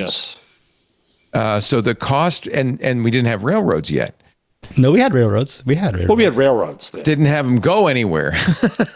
Yeah, we were just beginning railroads. Yeah, we In had fact, just the beginning. We had just started Intercontinental the extermination of natives in the West. So Yeah, the Transcontinental Railroad was transformational. In fact, what was weird, did you see this? Union Pacific just merged with another railroad to form a new Transcontinental Railroad. We haven't had one in years. They were all individual. You'd have to transship individual trains. Okay, you're on Union Pacific till Chicago, but then you have to go on Illinois Central. Then you have to, I mean, it was crazy. Anyway, for freight. I love railroads. I do too. It was I'm delightful being in the Pacific Northwest because I was like, wow, there's so many trains transporting. I was going to say so many things, but mostly wood. There's so many trains transporting. Mostly lumber. logs. Yeah, a lot of logs. But it was so nice to see a lot of logs. He said, I'm extremely optimistic that superintelligence will help humanity accelerate our pace of progress, not dig our own graves. I hope not. As profound as the abundance produced by AI may one day be, an even more meaningful impact on our lives will likely come from everyone having a personal superintelligence that helps you achieve your goals. I think this is really an interesting point of view, the idea that you will have a little buddy that, and we're kind of close to that, aren't we? I mean, that's Well, the AI. I mean, I guess we're close in comparison to like 50 years ago or 200 years ago, but I Or 10 don't years think that, ago. Yeah, or 10 years. I mean, we're close comparatively, but I don't think that the current Paris, when I was models your we age, have are very close to that. when I was your age, if we were having a debate about who was the greatest hitter of the 1920s, I had to go to the library. Well, but that's the internet. What's that's that? not AI. But no, I'm just pointing out we are in yes, a continuum of information availability that AI accelerates even farther. And that's huge. I'm doing research now about medical conditions. I give AI, I just did this the other day, all my supplements and medications and said, tell me if there's any interactions I should know about. My doctor only has 20 minutes for me. This is pretty typical in the United States. Doctors have about 20 minutes a patient. He doesn't have time for me to say, well, here's the supplements I'm taking. Can you tell me if there's anything I should worry about? If there's anything I should be doing, what should I take with meals? What shouldn't I? All of that stuff. AI has the time. And I checked it. I did it, by the way. I did it in Perplexity, ChatGPT, and Anthropic, and cross-referenced them. I did a model of experts by hand. And actually they found it said, okay, you're too much vitamin D, you're risking the magnesium, and do not take that much chromium and B12. And it was accurate. I checked it, of course. I'm not going to act on just an AI saying to do this. But that was hugely valuable. And I was able to query it in a way that you couldn't query in a library book. You couldn't really even query Google. It's able to synthesize information You in could a have way asked that, your pharmacist. Yeah. Have you asked a pharmacist lately? Yeah. busy. So when I Extremely got prescribed Ozempic, this is a really good example. There is a lot of stuff you should know. The doctor didn't have time to tell me. Yep. The pharmacist showed me how to Sure. inject it. I said, I don't usually talk to the pharmacist, but I did as this time. I said, I need to know how to. She showed me. She didn't tell me any of the Do you important go to stuff. a big box pharmacy or a No, small Kaiser, local my pharmacy? HMO. But I mean, is that a pharmacy? They have a pharmacy as well. Yeah, really? that's Oh, wow. one of the nice things about Well, I think HMOs is it's all in one spot: labs, pharmacies, X-rays, everything. I don't know the Kaiser experience, but I have found I take a couple different medications, and I'd previously gone to Capsule, which is like a startup delivery service, or gone to big box stores or whatever works best for my insurance. And I found that going to a local pharmacy has really changed the game for me because I know my pharmacist. Like I can call him and ask him stuff about the supply chain for my medication, or like ask him like involved questions about how certain medications interact. I think or you're walk in. fortunate. But I Yes. mean, I think that this But I don't is think that's something the that universal people- experience at all. Yeah, I have heard from people in a wide variety of cities that that is what local pharmacists offer that a large chain often does not. My local pharmacist, who I would like to use, for example, we went to her to get our COVID shots, and she said, well, she did it to be nice to people, but she wasn't paid the way the big box was. Yeah. And somebody saying doctors you should have more than 20 minutes with a doctor. Of course you should. Yeah, but I'm not saying that you shouldn't have all this. I'm just saying because in this, at least in the United States, we don't in many cases. And but we do have access to information in a new way that I think is very powerful. So Zuckerberg says, the thing I argue with is the superintelligence BS. To the idea that you build something that, again, you've got to have trust in it because privacy issues galore. But do you trust something? But this is what Comet is trying to do. This is what Google is trying to do. This is what they're all trying to do, is to have the context of you and your life. It's what your devices are trying to do, so that you can then ask it a question and it has that context. That level of personal service is appealing, but there's going to be lots of moral panic about it. Do you think Amazon Medical won? Amazon One Medical. Oh no, I'm turning into sand. We haven't seen that in a while. That was a bad one. Paris was on Medical One for a while, right? Dr. Dave? It's One Medical. I still am. I literally mine renewed Amazon today. bought 'em. Yeah. Amazon bought it. I haven't switched mine over. I was just trying to decide today whether I should switch mine to connect with my Amazon account because they give you like $100 discount or something. But you lost Dr. Doug, right?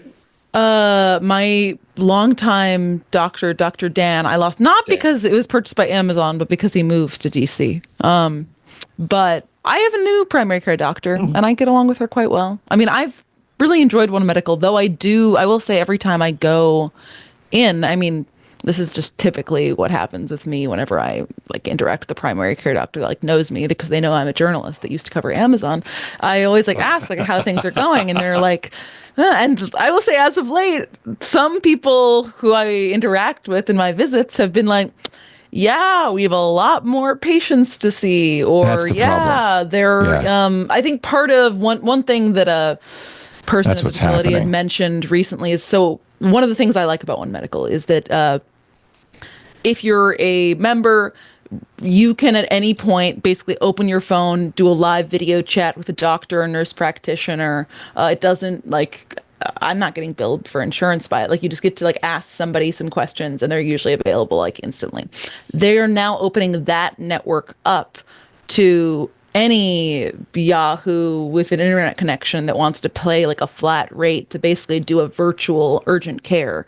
But at least what these two people I spoke to at the One Medical facility I went to a couple months ago said, they're like, yeah, it feels like they're not increasing the staff at all. Like it's still just the same One Medical employees and doctors and NPs that work in the facilities that are also manning this in their off hours, which I think is just kind of emblematic of what often happens when a large tech company buys what used to be kind of a bespoke niche product, is they're going to try and get that sort of mass scale, and there might be downstream effects from that. I haven't noticed anything personally in terms of quality yet, but I'm keeping an eye out for it, certainly. Yeah. Anyway, it's good we have AI because our medical system's falling to pieces. That's not a good reason. And they're all going to be, I mean, look, I'm not immune, despite all the sand in my shoes, to all of the negative outcomes that AI is going to create, including job loss, dramatic job loss. And we're fortunate because we can afford to use these things. I think there are a lot of people who will not be able to afford food soon enough, let alone $20 a month for an AI. And the risk is we're going to have more walled gardens. Amazon is cutting off Google from scraping it. And so you go to Google and ask for a price, you won't get Amazon prices. You'll have to go to Amazon to get Amazon prices, right? Yeah. That kind of stuff. And that's going to be the game that goes on. It's back to AOL land. All right, let's move on. I want some positive. You want a fun news. story? You want a fun story? Yeah. Line 98.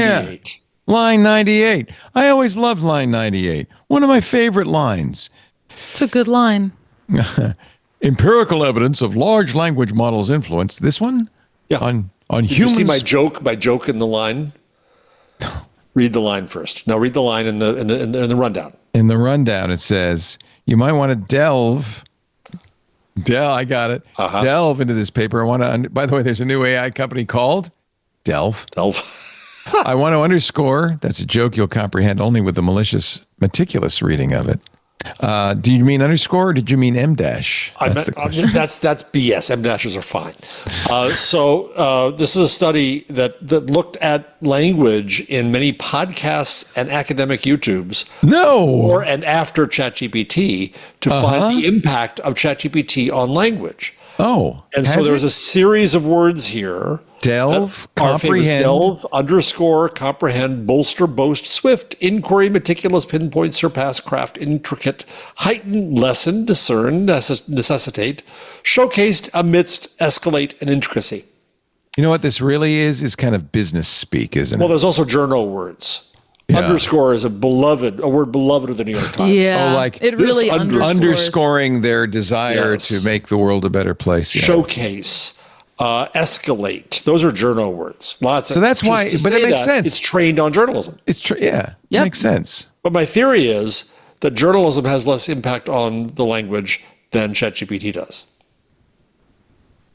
But ChatGPT is not making it up out of whole cloth. It's no, I know that. Somewhere. But this is finding that there's been a marked increase in these even journalistic words after ChatGPT. Interesting. Boast is such a journalistic word. Yes. I'm always using the word boast. Yeah. Well, it's the same thing though, right? Because the journalists are the ones who fed ChatGPT, and now ChatGPT is feeding culture. Yeah, so it's the same thing. Yeah, this is Matthew Kirschenbaum's textpocalypse. It just feeds on its entrails. Yeah, I mean the same thing probably would have happened anyway because YouTubers read the newspapers and they want to sound more professional, so they end up. Who thinks YouTubers read newspapers? And this is also how we lose YouTubers words, by the way. No, they don't read newspapers. Not newspapers. You know what I mean? Journos. What do they call them anyway? This is how we lose words too. Like bloggers. People overusing words and then they suddenly become meaningless. Well, so let's be honest. The reason you use the word boast is because it's a we're talking about what do you call it? You're going to remember the word. Oh ask ChatGPT for the word you're looking for. It's very good. When you go to the not Bartlett's, when you go to the thesaurus, that's the word. You need a thesaurus to find the thesaurus word because you already said show, have. You want to give it another way, so you say boast. Right? That's really where these come from. They're just trying to vary your speech so you don't use the same word twice in this paragraph. So that's why both is there. Yeah. That's why all these words exist. It's not from even at this, right? It's just you're looking at it and you're like, I can't have show three times in a paragraph. Right, you can't repeat the words. They're euphemisms almost. They're not euphemisms.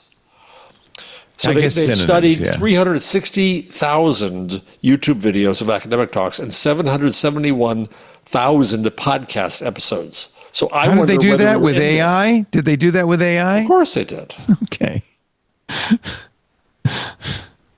Okay.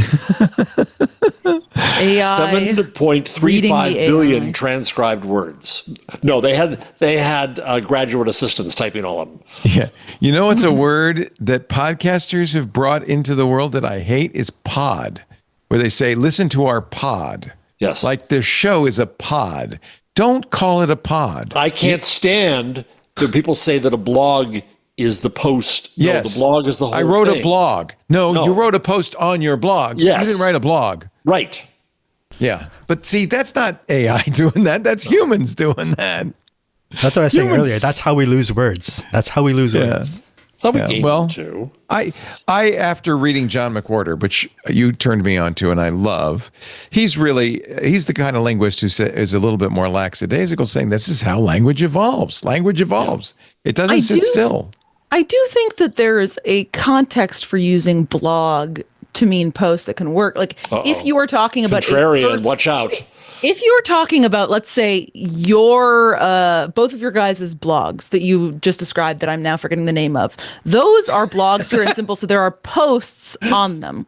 But if you're talking about, for instance, that's how you took our advice to you. It's gone. It's out of your head. My brain retains concepts. It does not retain proper nouns. This has always been a problem. There's a proper noun, and there's none. I couldn't remember thesaurus about 3 seconds ago. But so I think that referring to those are posts on a blog, but something like like a news website that contains more than like blogging style posts. You can have a blog, like someone can do a blog on Business Insider, and describing it as a blog differentiates blog the type is a of connect. post No, but from blog is the collective article. noun Yeah, for no. a bunch of posts. It is not. That's like saying, Paris, I wrote a magazine.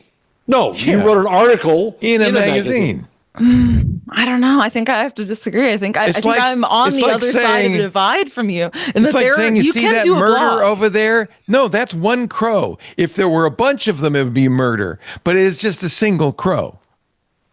You know what I'm saying? It's not, don't use the collective for the singular, for the individual. Yes. I think we Medium as a society for have the- moved beyond the understanding of blog. It's like media. It's like, yeah, it's exactly like the It's word. plural. It's a generational Media is divide. plural. I don't damn know it. that it is plural. The media can be. Yeah, it's not plural anymore, Jeff. It's not plural anymore in the way that blog isn't plural anymore. My problem is I write about mass media. It doesn't really make sense to make that plural, but media to me is plural. You don't want to call it the mass medium. That would make no sense. No. The mass medium is the message. Are we excited about massage. ChatGPT 5.0? It's coming out any care day less. now. Do you think it's We'll going to see. be, is it going to be all that? It's AGI. I know it is. It's going to kill us all. It's what I said last week. They all leapfrog each other. It'll be more interesting. It'll do more stuff. It'll you pass see more tests. But Google's quarterly results, $96.2 billion in 3 months? $28 From what? billion Just revenue? profit? They're How making does that compare to $2 billion. previous? How does that compare to the last quarter I have or to the ask year AI, before? I don't know. It seems, look, they're doing well. Let's put it that way. They're doing better than Microsoft. We'll get Apple's results tomorrow, but I have a feeling they're probably not too far off from Apple. stock's probably almost up better. to $200 a share. And it's because, you know why? Because their ad revenue is through the roof, because they dominate the business. They have a monopoly. Between Meta and Google, it's 90% of all digital ad sales go to Meta and Google. Not us. I wasn't talking No, to you, it's- Google. Stop listening. You can It's listen. also Everybody else can because, listen to them, but not Google. I mean, search now, I believe there's some search statistic that the majority, like a significant percentage of Google searches, people just get now their information from looking at the AI summary. Don't ever click through to the source link, much less any links below in the search results. People are Line just- 151 gives you the numbers, according Google to the has- Press Gazette. Google has a message for you, by the way. Trained by Google. I do not have the ability to listen to your conversations. I'm a large language model trained by Google. I do not have the ability to listen to your conversations. I don't know why she ends on an up like that. Maybe she's Good to She's know. young. she's young. She's a millennial. So almost 50%. Why did she say that? How would she know if she wasn't listening? Yeah. You lie. Okay. I am a large language model. I don't listen to you. Well, then how do you know I was talking to you? When AI overviews are present, publishers witness a drop of 47.5% in click-through rate on desktop and 37.7% on mobile. Yeah. Which is to say, people are getting the information they want. Well, it's good for us. It's good for the users, but it's very bad for the people who create the content that we want. But the So once idea the of people who content write- as an industry is over. It's gone. Yeah, we're at Google Zero is what they call it now, which is that we're as a publication, you can expect zero traffic from Google. From Google told searches. the Guardian that the study was inaccurate and based on flawed assumptions, which I'm sure is true too. Maybe, but it's truth is somewhere obvious in the to middle. everyone that this is the transition that's happening right now. The Wall Street Journal, it was pretty funny. They had a graph in which they showed that we're talking about Google Zero, and they had a graph that they showed that Business Insider's traffic had declined dramatically. Well, but what they didn't mention is because they have a paywall that you cannot get through, that you can't read their articles unless you give them a lot of money. Yep. It wasn't AI or that killed. Because they used to be, the whole thing about Business Insider, it used to be that they did to everybody else what they now complain is being done to them by AI. Right. It was pretty ironic. Organic search traffic to Business Insider's websites declined by 55% between April 2022 and April 2025. But is this search There's no traffic? point. I don't click on it anymore because there's no point. I click every time I click on it. I see the paywall. I go, well, I can't. No, not paying so for this that is news sites are getting crushed by Google's new AI tools, says the Wall Street Journal. And here's the graph. the anti-technology, anti-Google Wall Street Journal. Business Insider. Washington Post, again, traffic might be down. It's going in the dumper for other journalistically, but reasons. that's another story, yes. Interesting, the Journal, which does have a paywall, but not as draconian, is doing okay. And the Huffington Post is going down, but who reads the Huffington Post? I know. It's the Why only did they even journalism producing part of BuzzFeed now left. Is it? Oh, are we getting Peretti on at some point? It's a great question. I thought we were He's going on to try the to. list. Oh, he's on the list. That doesn't mean anything. That's We're where trying to people get go to. Jonah Peretti for everybody. So, but that is a big We slide. were trying to get Henry Again, Lodgett too, and he said yes, and then and ghosted us. yeah. Henry. We'll have a good opinion on blog singular or blog plural. Blog jit might be his opinion. Journalists, you two are journalists. News sites, are they getting crushed by Google's new AI tools? Is that a fair headline? I mean, Google's AI tools, I feel like, are the latest nail in the coffin. I think that changes to SEO, as well as just changes to the ways that sites are getting traffic, has decimated news sites. It's a death by 1,000 cuts. Yeah, this it's been is the reason happening why over- every news site is now leaning in so hard to newsletters, because it's a way to try and get around these like indirect relationships with your audience, and instead try to have like a direct a direct relationship with a subscriber to a product that you can very easily So I got measure a their question for you engagement. both. So Paris, I subscribe to a bunch of newsletters, and then I find that I just stop reading them all. I was going to say, I don't read many of the newsletters I subscribe to, but I subscribe to a lot. Me too. They all go into a folder where I can ignore them easily. Yes. I mean, this is something I was still posting on read Twitter. sites. I have Yes, an same here. RSS reader, and every day, twice or three times a day, I go to my RSS reader and scan for stories for this show and all the other shows, and I go to the sites and I read the stories. And I wear these glasses. You know why I wear these glasses? Because Mark Zuckerberg says people without AI glasses will be at a disadvantage in the future. Big surprise. People who have money will have an advantage over people who don't. People who wear the glasses I make and sell at great expense will have an advantage. Actually, there's going to be a new set of these coming soon, right? Well, there's Luxottica. No, the whatchamacallits are out now. The Oakleys. The Oakleys. Thank you. Yeah, they're more expensive. I don't know if they're better. They're $500. Yeah, I'm looking for what. Jason got them. He talked about them today. Oh, okay. And they probably look better than these. They look. I don't think you and I at our age can pull off the Oakleys. I think Jason can, but I don't think if you go to AI Inside, are they like see, Oakley wraparounds? If you go to AI Inside, you'll see They're the shiny ones, right? Yeah, you'll see they're all white.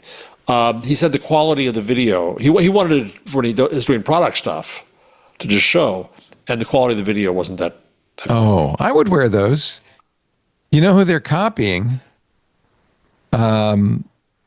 Casey Neistat. Oh, yeah. How Right? so? Or I guess He has those white glasses, although his are painted white and the paint's coming off, which is that's even funny. better. I mean, it's a style, it's a thing, it's a look, it's a statement. Look, they have black ones that look just as nerdy. Yeah. So Jason got the white ones. Yeah. I'm waiting for a improved product. I don't care about it being a style maker. The question is, so do I want visual cues as well, not just audio? You mean heads up? Yeah. Yeah. The heads up ones, and I've tried a few, as you know. I don't think they're quite there yet. But Google bought Leap. What's wrong I with them? think because of the way they display it. I feel like what I want is a I can look at the world, I see the world, and superimposed on it without kind of it being a little mail slot or anything, but superimposed on it is information. Yeah, like your and health it's not and that ammo way and yet. stuff, and your inventory. It's supposed to look like a game, right? That's what you want. You want It's like a game HUD. That's what it display. is. It's a game HUD. Exactly. Do you have a heads-up display in the car? Yes, and I love it. So is it analogous to that? Yeah, actually it is. In fact, some cars now, I don't have it, but some cars will use the heads-up display to show where your car is going based on the steering. So they'll show the road. It'll be like a video game where they show the road and the road. You kind of should just drive. I drive, but you know what it has that's really important? It has the speed. Okay, so I don't have to look down and see the speedometer. And then it sees stop signs and red lights and yield signs, and it sees traffic signs. So it displays in the heads-up display the stop sign before I see it in my peripheral vision, which is actually, I think, a really good feature. And I was kind of amazed when you drove me around Petaluma. I think your car backed up out of the driveway by itself, right? No, I was driving. It offered to. You saw the display that said, I can take it from here if you want, but I don't trust it. That's fair. So Yann LeCun, tell me what he says. He says he's not out in the Siberia of Meta. He is still involved, right? Even he's though working on the future stuff, and he has said that LLMs won't get us to where Mark wants to go. Yeah, I'm not that convinced it takes that's true. The next paradigm. He's very big on believing that next goal, which we've talked about in the show, is reality checks, understanding reality, and that's going to be what matters. And as you said, robotics are a key feeder of that. So he's looking for the next paradigm and the next paradigm. I would hate to make any blanket statements at this point because LLMs have done so much more than one would have thought. I mean, I called them spicy autocorrect. But just logically, as what Yann LeCun says is that we're going to need more. They're not as smart as a house cat. Yeah, I know he says that. I think Gizmo is much smarter than ChatGPT. Don't you, Paris? I think Gizmo is much smarter, but significantly less likely to follow any instruction or be sycophantic towards me. Wait, so Leah, you think that transformer technology, that's enough? That's enough to get superintelligence? That's already it? I don't know, because I don't know, but I wouldn't rule it out because it's already done so much more than one would have thought. Well, so has a silicon chip. Yeah, but okay, so on the face of it, what a transformer looks like is a prediction machine. Yes. You give it a token, it predicts the next token and the next token, the next token. It's hard for me to go from that fact to what they're doing now, which seems to be somehow generative. And so the real question that's in my mind, and maybe it's a little hocus pocus, but is there some generative magic that's happening in this predictive model that we didn't really anticipate? So I'm just saying I'm not willing to rule out how far LLMs can go. Now, I'm not Yann LeCun. Well, here's the other one I would call on Jensen Huang. I think that the appropriate use of that predictive ability is the digital twin. Is that whether you're a factory or a warehouse or a car or potentially us in life, here are the next things that could happen.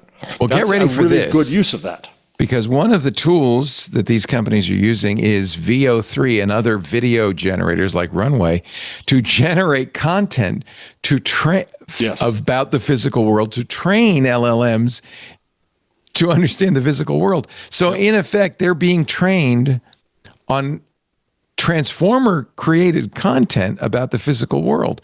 Well, I think you could eliminate that middleman then. You're saying, okay, here I'm going to give a prompt to a video generator that's going to do the physical world, and then I'm going to train my LLM on it. Eliminate the middleman. The VO is not doing anything that the LLM's not. It's the same. It's still transformers all the way down. Well, it's challenges. This is what Jensen Huang points out when it comes to cars. That take all of the video that we now have for cars. It doesn't throw in every possible challenge to the car, so they create a video. They need to have children running across the street. Yes, exactly. Like yeah. All right. I think you as blog posters and Paris as a future blog poster should read about. Listen, I've blogged for other sure. websites. I came up blogging. Did you? Did you have a live journal when you were young? I had a Tumblr. Tumblr. Oh, that's right. Oh, yeah, that was hot. What did you tumble? I had a personal, I don't know, various things. Probably a bunch of stuff related to the fan fiction I wrote. Nihilism. I wasn't nihilistic. I was really optimistic for a while. Those aren't exclusive. Those two things aren't exclusive. I know. I'm just saying it wasn't my default. I wouldn't have described myself as a nihilist. You had your goth period, right? Oh, yes. But the goth period, I think I was still a ball of sunshine. I would love to see your goth look. Did you have some photos. Dark eyeliner, pale face makeup, bangs? I mean, I think I was just pale generally. Black lipstick. Did I really black? Did your mother wish you looked happier? Black nail polish. I think my parents tried to be really supportive of it, which good. was I like nice. your parents. But like, they would like give me fashion suggestions that were like actually nice instead of goth or scene, which wasn't what I was looking for. I was looking for it to be kind of crummy and scuzzy, as the song goes. So, from the Eclectic Light Company, which is a lovely blog by a painter whose name escapes me, he says, I am going to use this emoji, the owl emoji, on any blog posts that I write that I have not used any AI on. And he wants others to do this. Use the owl. Why the owl? Because it's symbolic of wisdom. I thought it was symbolic of the aliens, as in Twin Peaks. Oh, is it? He says owls have long and deeply ingrained associations with the night and with wisdom and learning, going back to the classical civilizations of the Mediterranean. And then he has a naked lady named Minerva, who has an owl with her, denoting wisdom and learning. A famous painting. Yes, but she's naked, so I can't show it because, as we know, the credit card companies are now demonetizing anybody who has content that is any way seen as be inappropriate for a young person. Well, I don't disagree that they're doing that because they are, and that sucks.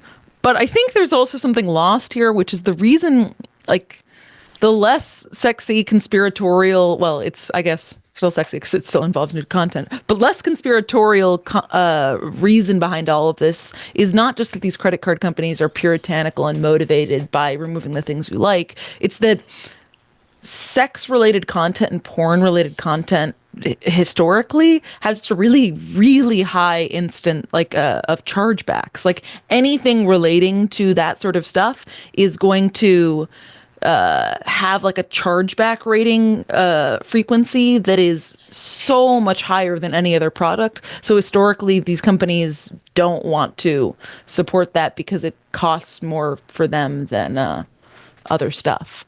But I agree. There's still also obviously some puritanical. There are also pressure groups, including one in Australia, that has convinced them it's not worth it to support these Steam and itch.io part of what games. they also do is they alert the companies to offending products. I haven't. Have you seen these games that they're now taking down off Steam and itch.io? I mean, I don't. Are they really like pornographic, or are they just? Oh, I mean, there are so many games that are basically just porn on Steam. I know this because another one of my things I love to complain about is how the Steam recommendation engine is one of the worst recommendation engines I've ever experienced in my life. And they're all pretty bad. But I mean, that's the thing is you are a company that has extreme granular data about every game I've played and how long I've played it and all the games I've wished. How are you not able to recommend me things that I kind of would probably like? Almost everything they recommend is like a strange free-to-play game that is probably malware or like a weird porn game or something. Do you think they're just ads that they're paid? No, I think I have no idea. My theory is that it's actually extremely hard to recommend games to people. That's one of the really hard things. It's a hard problem. Yeah. Remember, Netflix had $1 million prize to come up with a recommendation engine. Somebody won the prize, but they don't use it because games are weird. It's like someone can like RPGs, but they only like a specific kind of RPG. Yeah. They don't like these kinds of RPGs. You know, there's all. Yeah. It's really weird. All right, we need to take a final break before we're not going to do the picks quite yet. I have one more story about Tyler, the Creator, but first, a word from our sponsor. You're watching Intelligent Machines with Jeff Jarvis, Paris Martineau, and me. I'm Leo Laporte. This episode brought to you by Agency. Building multi-agent software is hard. Agent to agent and agent to tool communication, it's still a Wild West. How do you achieve accuracy and consistency in non-deterministic agentic apps? That's where Agency, the agency, comes in. AGNTCY. The Agency is an open source collective building the Internet of Agents. What's the Internet of Agents? It's a collaboration layer where AI agents can communicate, discover each other, and work across frameworks. It's the future. For developers, Agency means standardized agent discovery tools, seamless protocols for inter-agent communication, and modular components to compose and scale multi-agent workflows. Build with other engineers who care about high-quality multi-agent software. Visit agency.org and add your support. That's AGNTCY.org.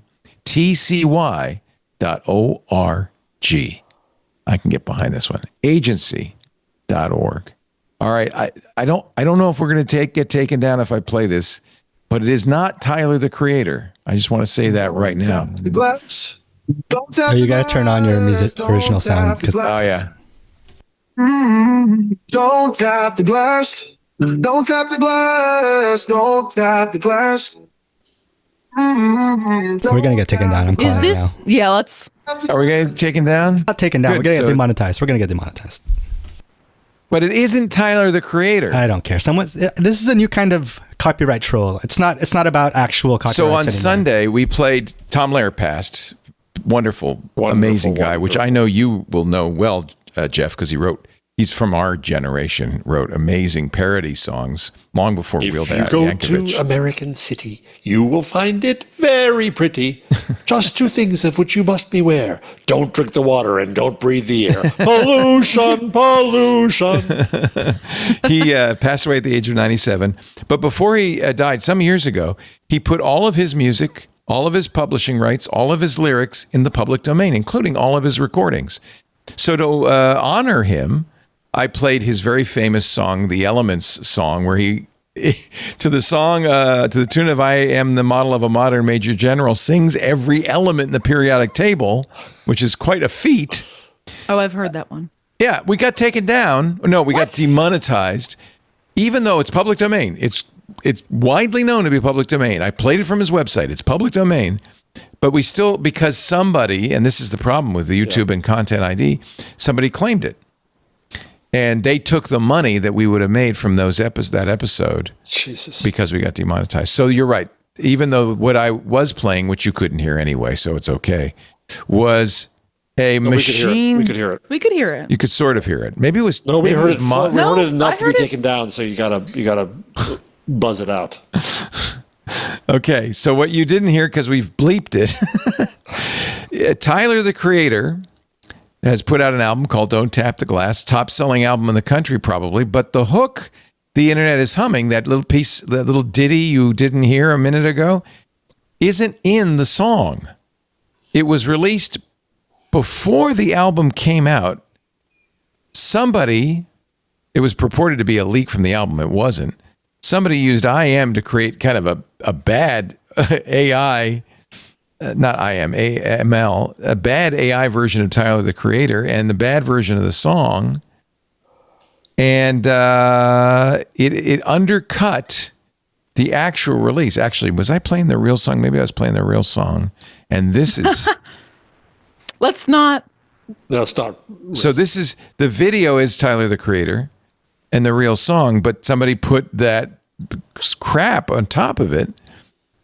The audio comes from a YouTuber named Claudian, who probably would have us taken down if I played it. You're right. He calls it a prank.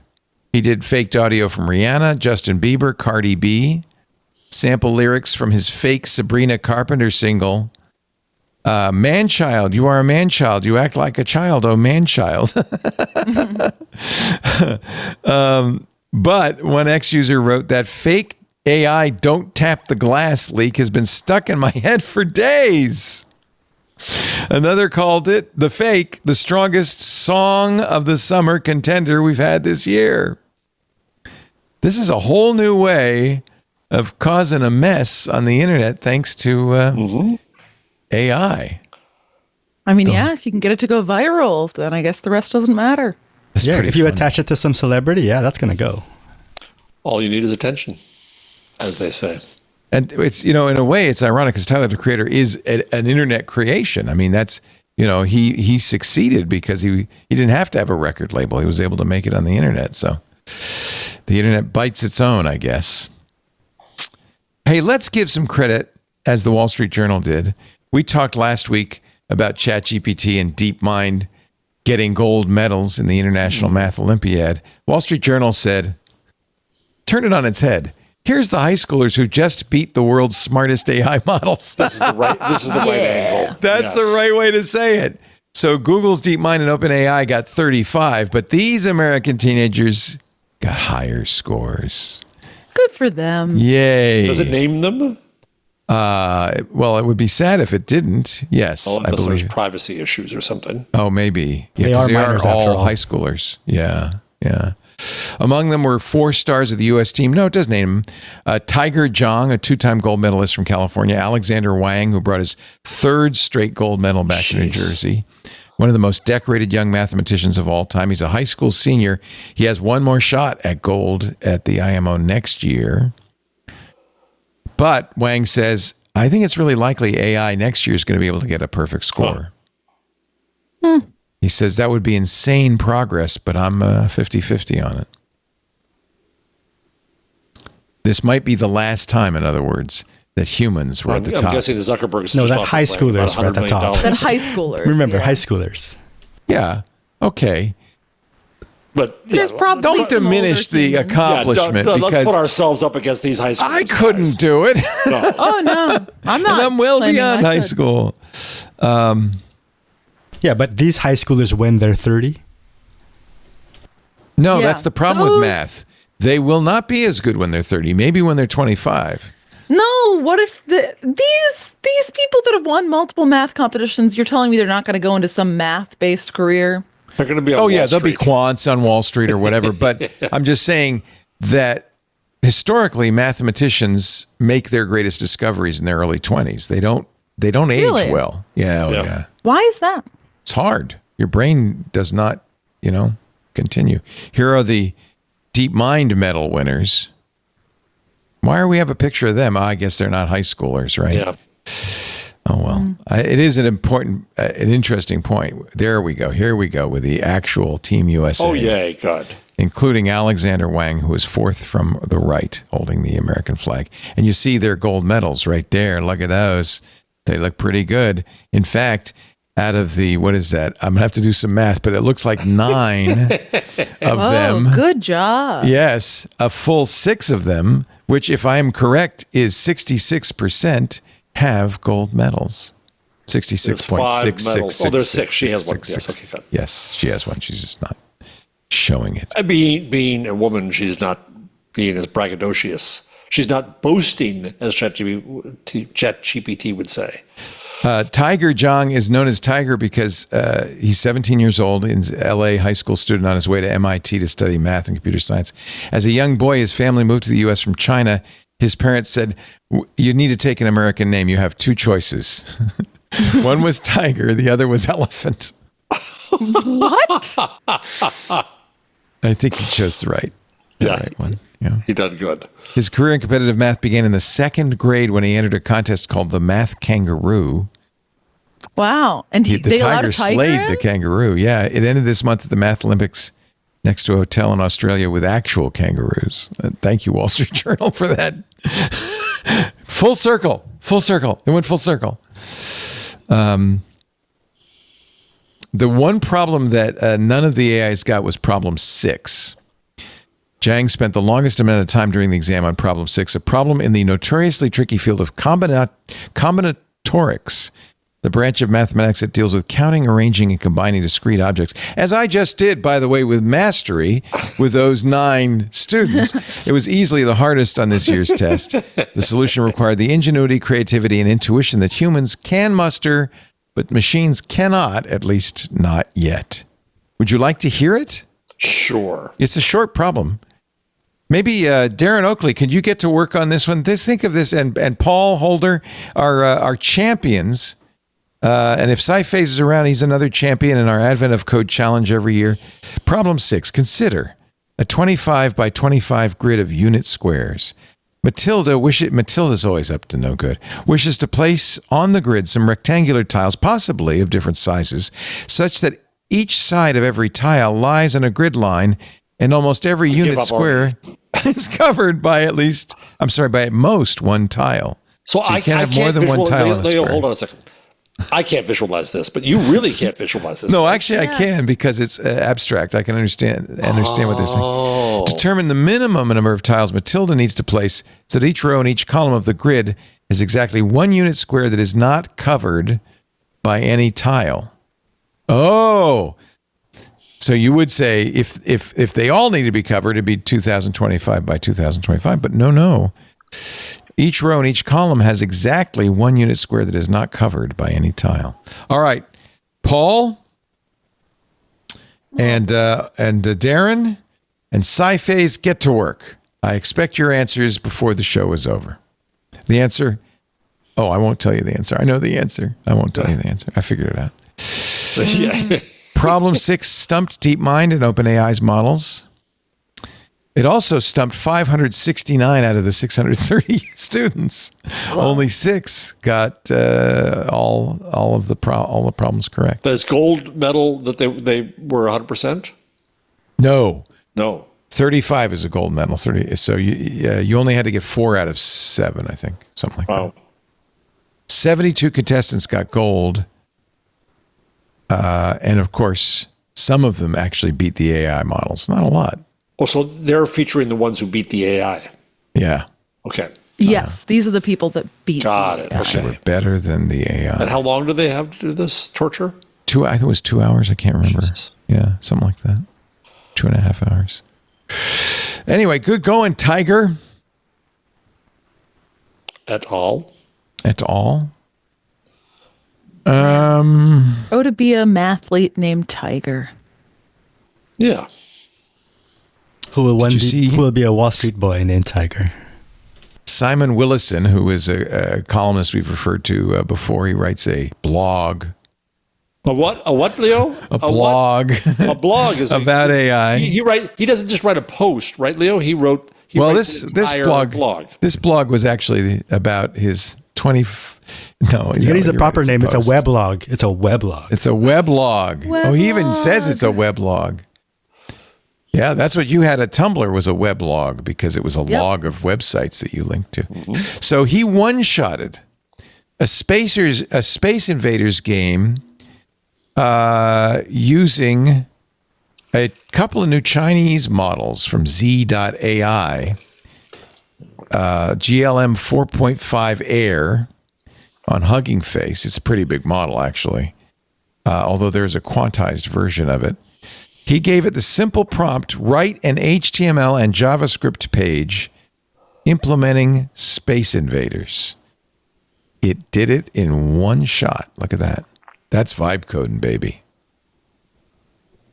Nice. And how does it know what Space Invaders was? How does it get that? That's a good question. It must have looked it up. I don't know. It knew because it was in its training. Come on, there's a lot of media out there about Space Invaders, Jeff. Yeah. True. So it ingested it. The interesting thing is he did it on a 2.5-year-old MacBook Pro M2, a 64 gig model.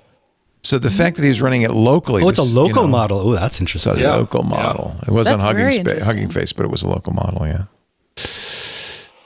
So he downloaded it, in other words, from Hugging Face. Very impressive. Very cool. Yeah.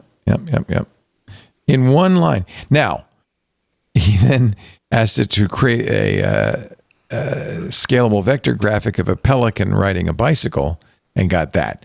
But bicycles are hard. What can you say?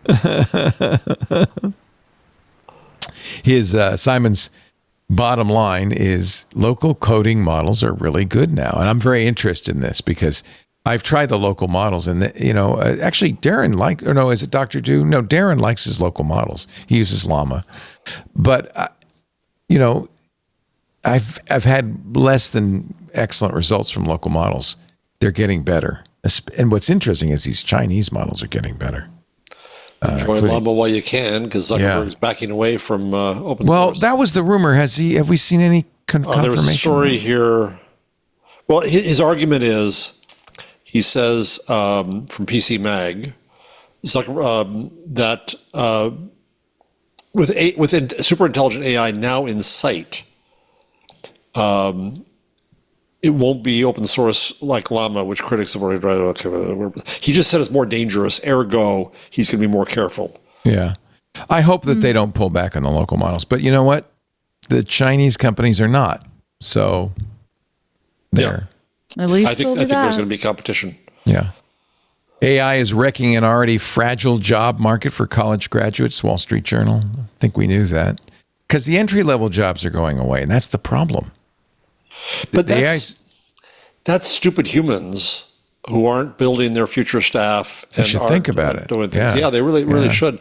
Yeah. One of these studies, the studies in here were ridiculous. I put them in there, but Anthropic did one. Yeah, 700 professions. But here's Microsoft. They looked at chats.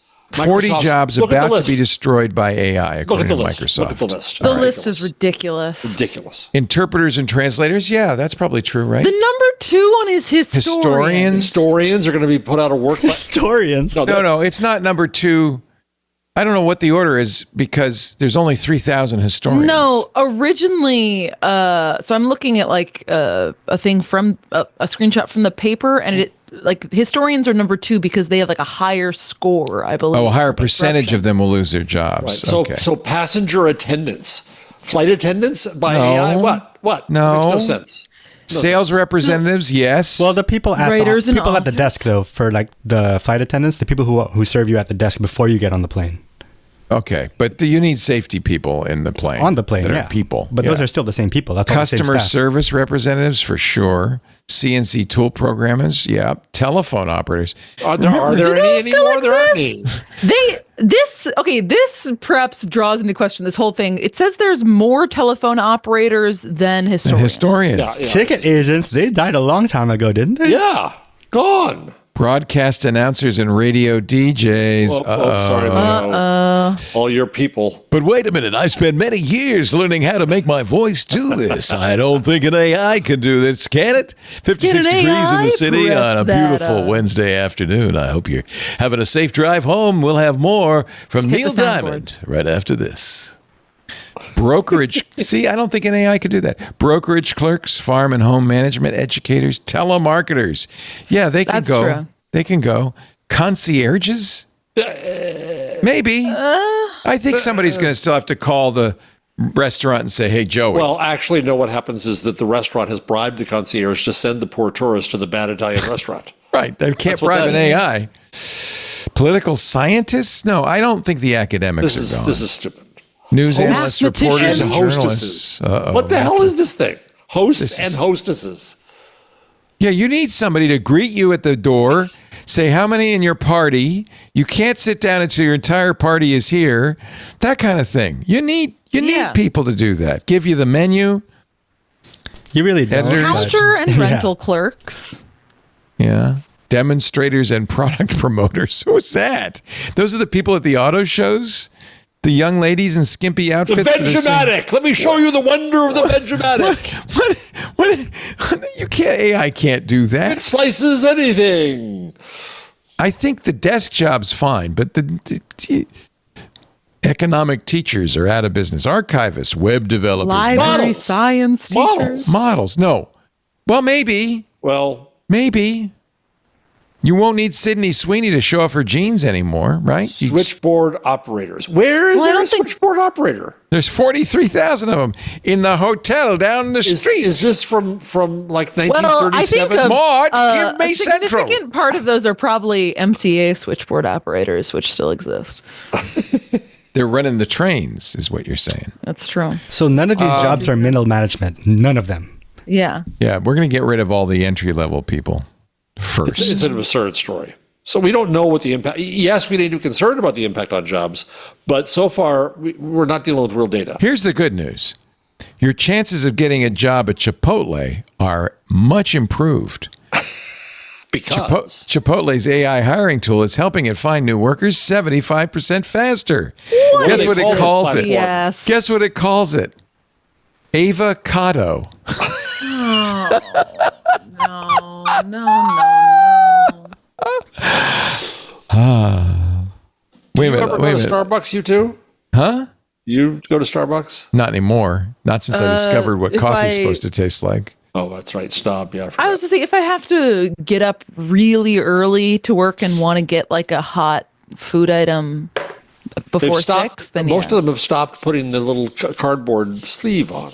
Good. They're you get respecting hot our coffee environment. from Starbucks, and it's also a heat wave, Jeff. It was 100 degrees out today. I do what I do, Paris. And you don't drive over a bridge to get there. Right.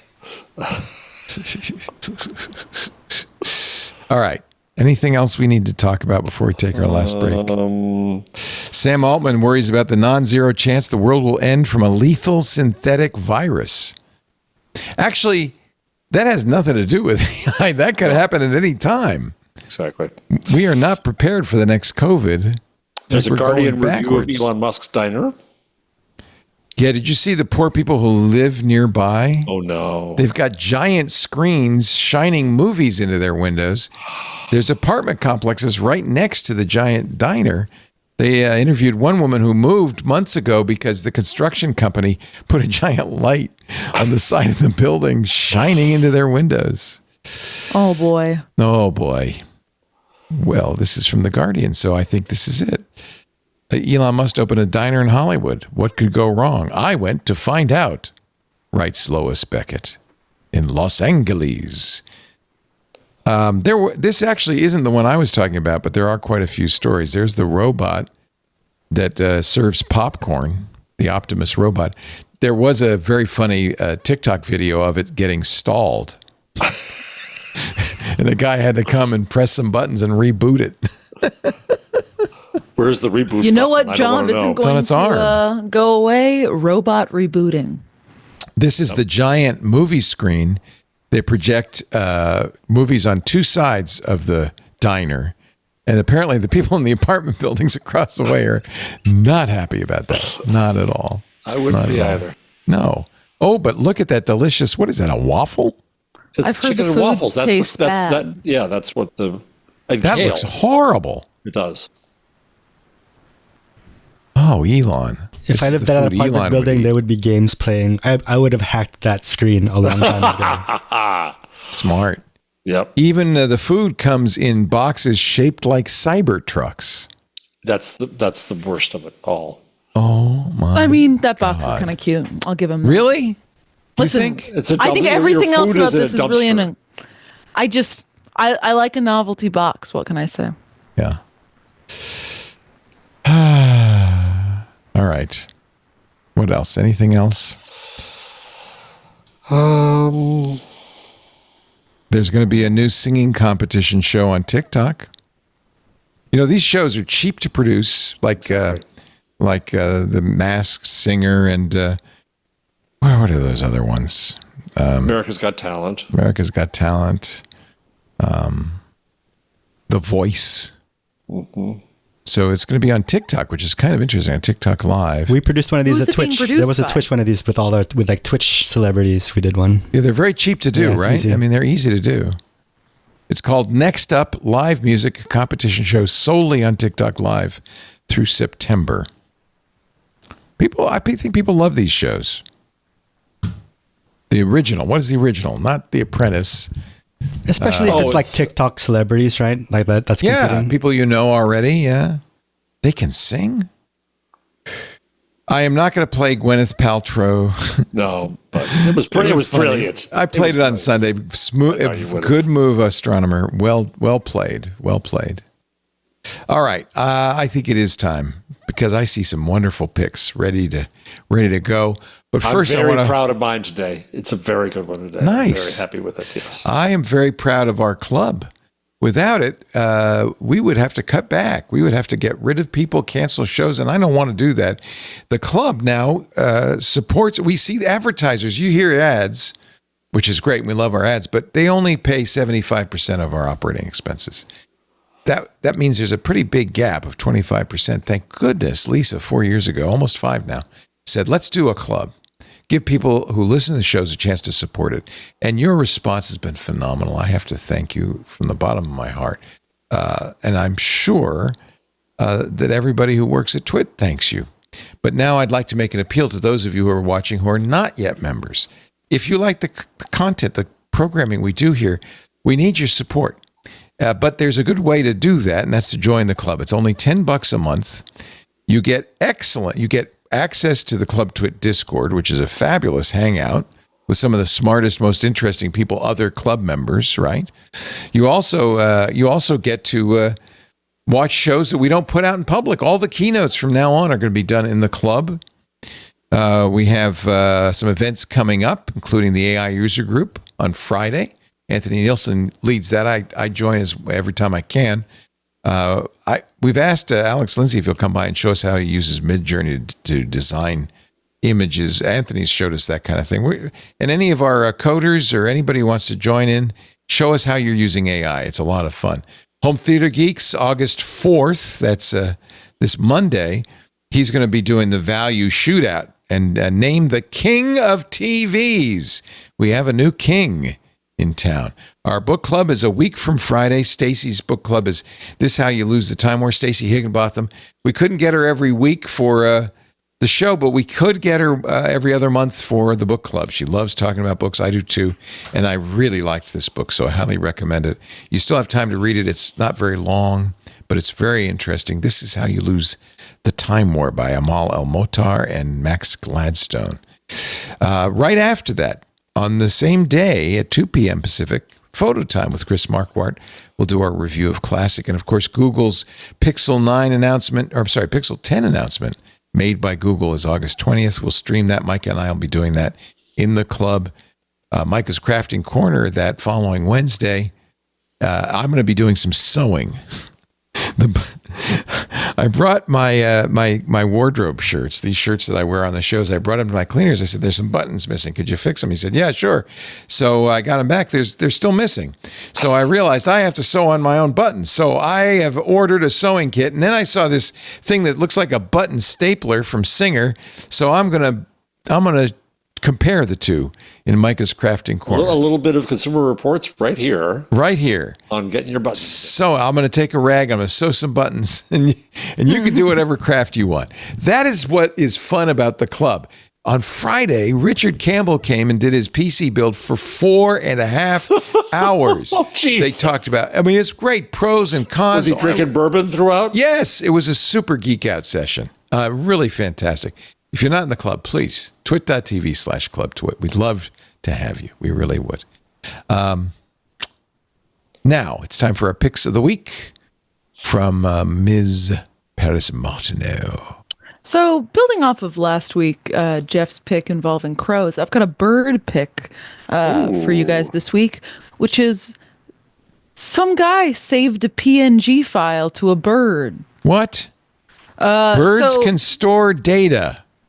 So this is a YouTuber and audio scientist, Ben Jordan. He basically figured out a way to save a PNG to a bird. What part basically, of the bird? The bird converted a drawing, just basically did a simple line drawing of a bird into a spectrogram, which takes kind of like a PNG, puts it into a sound wave, then put that sound wave in a bird song, played it to a starling, then came back, visited the starling. Sort of randomly going through it. He's training it to sing. Maybe that's just didn't even train it, just played it to the starling once, just a PNG in birdsong form. Then he came back, recorded the bird's song, looked at the data, and there was the bird drawing he'd made. No. The bird somehow transmitted the bird transmitted data. Ben Jordan is actually a great YouTuber. People love him. Jordan estimated that the bird effectively retained and retransmitted 176 kilobytes of data in audio format. That is amazing. That's amazing. All right. Well, Kinda as long cool. as we're talking YouTubers and birds, I got one that actually came from Club Twit.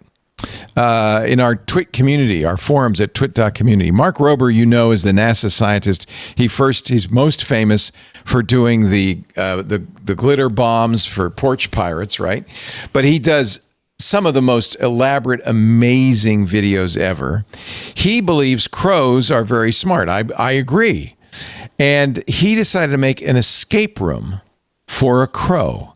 He tried it out on some of his the friendly neighbors, some kids.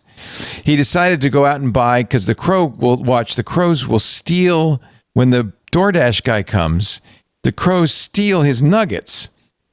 So he decided this is a good incentive for a crow. And so he built this amazing, beautiful escape room with puzzles, multiple puzzles. Had the kids try it. The kids were stymied by it. The crow was not. The crow figured it out? The crow escaped? Well, I don't want to spoil it for you, so I won't tell you what happened. But the crow, I'll give you an example. This is an example. So this is, he has placed the nuggets under a cage that the crow has to solve a number of puzzles to raise the cage.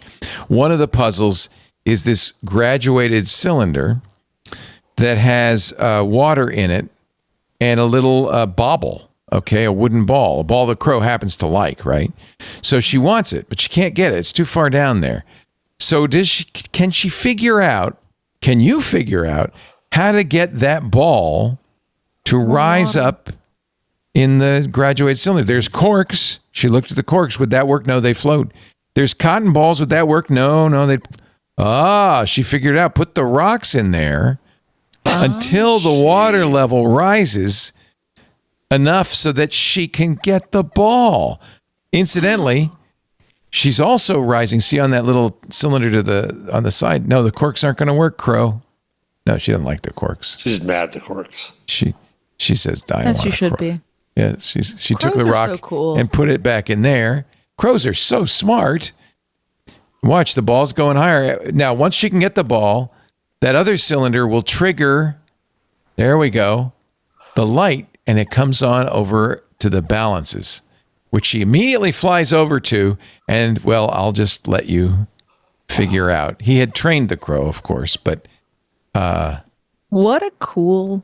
Is that brilliant? 37 million views in 7 months. Wow. Mark Rober, who has 70 million subscribers. There's another bird video for you.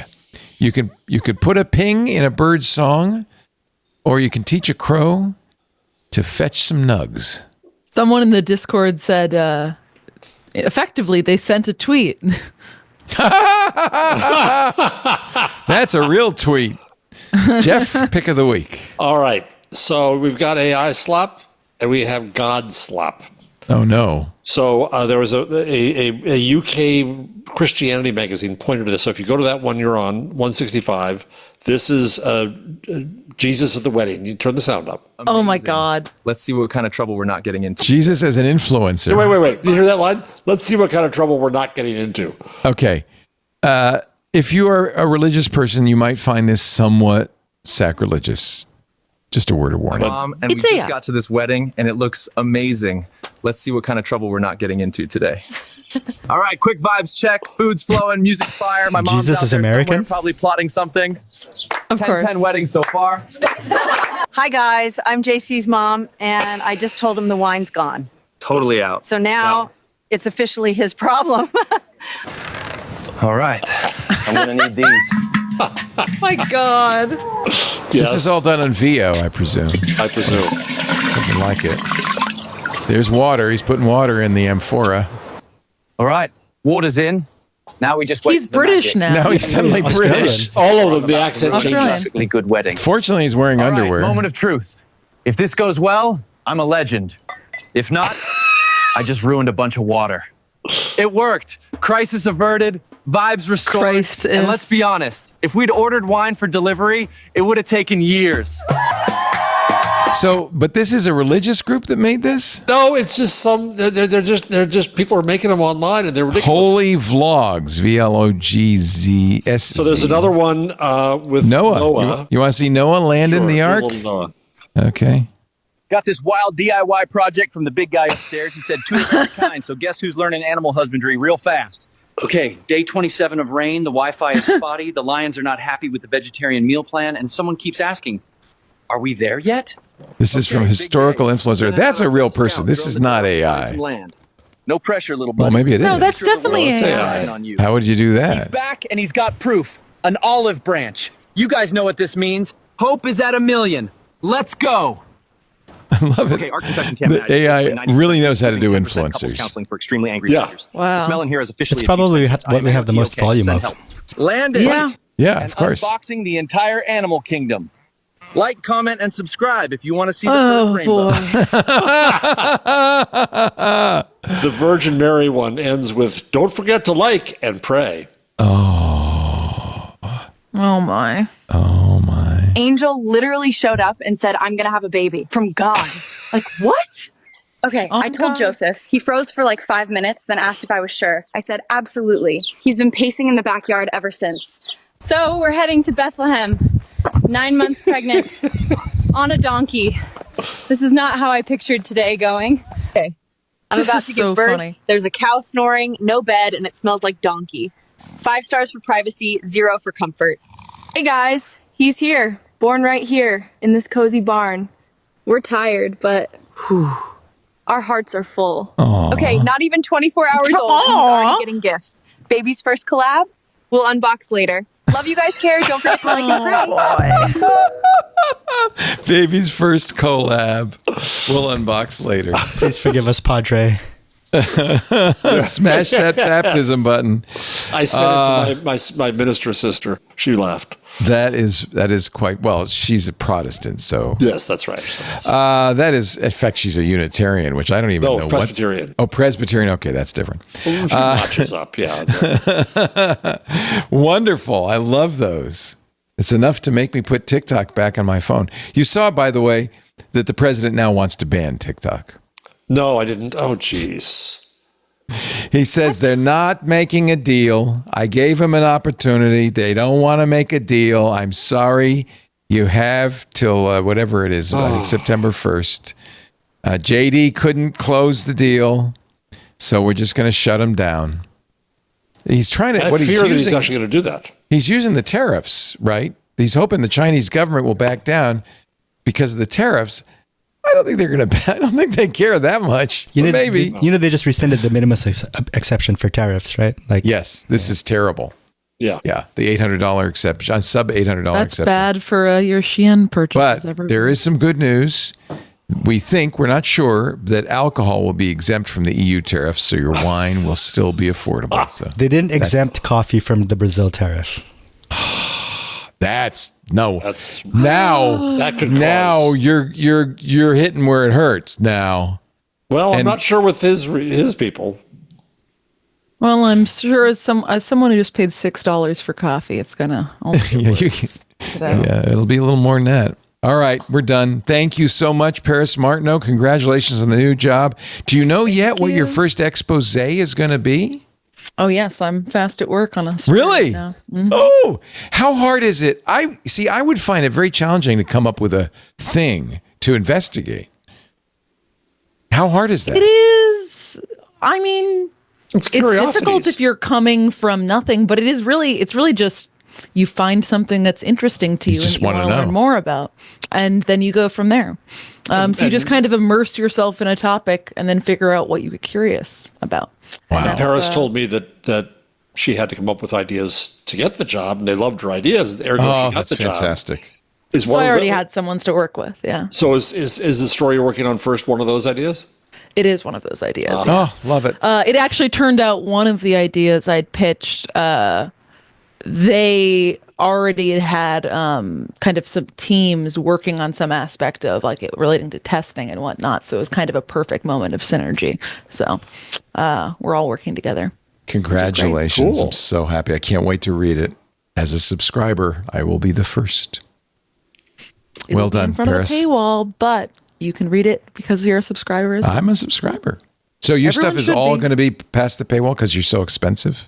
No, I believe all of my stuff, because I'm part of the special projects team. Oh, which yeah, is yeah, kind of advocacy focused and impact focused. They None do of my stuff paywall. is paywalled. They do paywall very well. For instance, they'll show which cars they like, but they won't show you all the details. So you have to be a subscriber to see the full details. They're very smart about it. This is very well done, I think. Jeff Yeah. Jarvis, speaking of well done, he's got all these great To a books. crisp. He's to a crisp. The Gutenberg parenthesis, now in paperback, magazine, now in audio form, and of course the web we weave. His roadmap for the success and future of the web. Thank you, Jeff. We appreciate it. He is a professor of journalistic The web. innovation emeritus at the Craig Narmark Graduate School of Journalism at the City University, and currently at and other ships. Montclair Among State others University, and SUNY Stony. I wanted to terrorize Jammer B today because the YouTube now says you can use bad language. Yes, in the first few minutes, you can say the F word. Yeah. Why did they back down? Just the first few minutes? So I can't. They said if you do it in the first few minutes, we'll demonetize you. And then for some reason, they've changed their mind. Get fucked. Because everybody's saying it now. Stop that. Sorry. Now we have to bleep you. I still got to do the work, though, you know. You do? I thought you... Oh, okay. You know what? Instead of bleeping, what I like, Benito, is take the word and reverse that portion of it. So it goes, get up. I love that. Get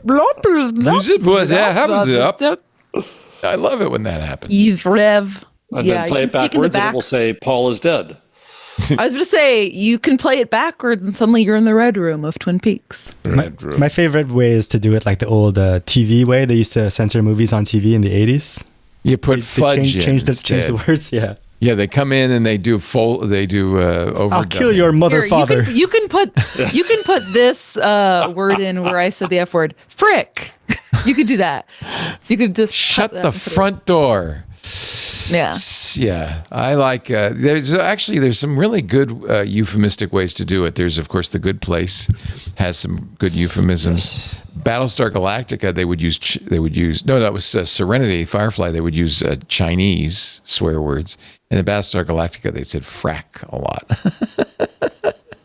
And there were ethnic slurs in The Expanse that they made up. Right? Oh, they made them up, though, because, they have different races.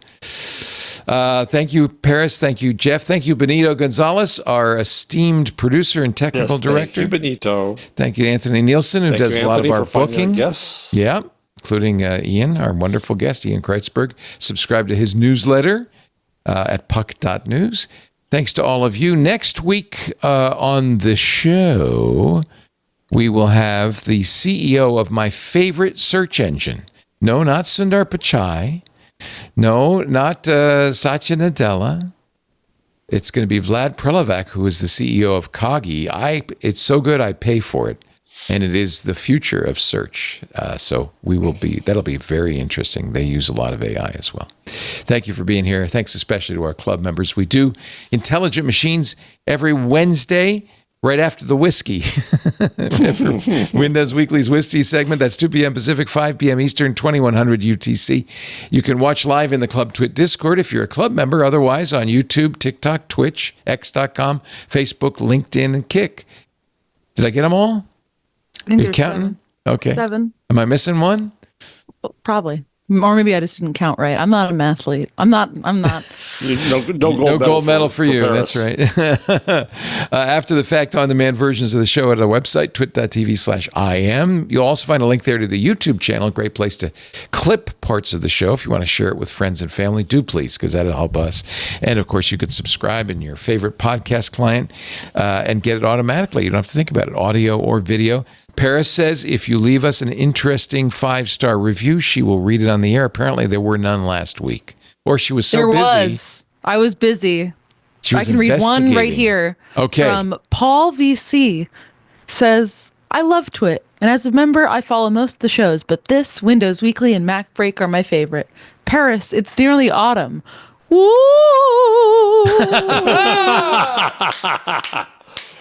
He loves Paris's amazing spook sound. Thank you, Paul VC. 2 thumbs up for your 5-star. We appreciate that. We appreciate all of you. Thank you for watching and listening. We'll see you next week on Intelligent Machines. One more time, Paris. Woo!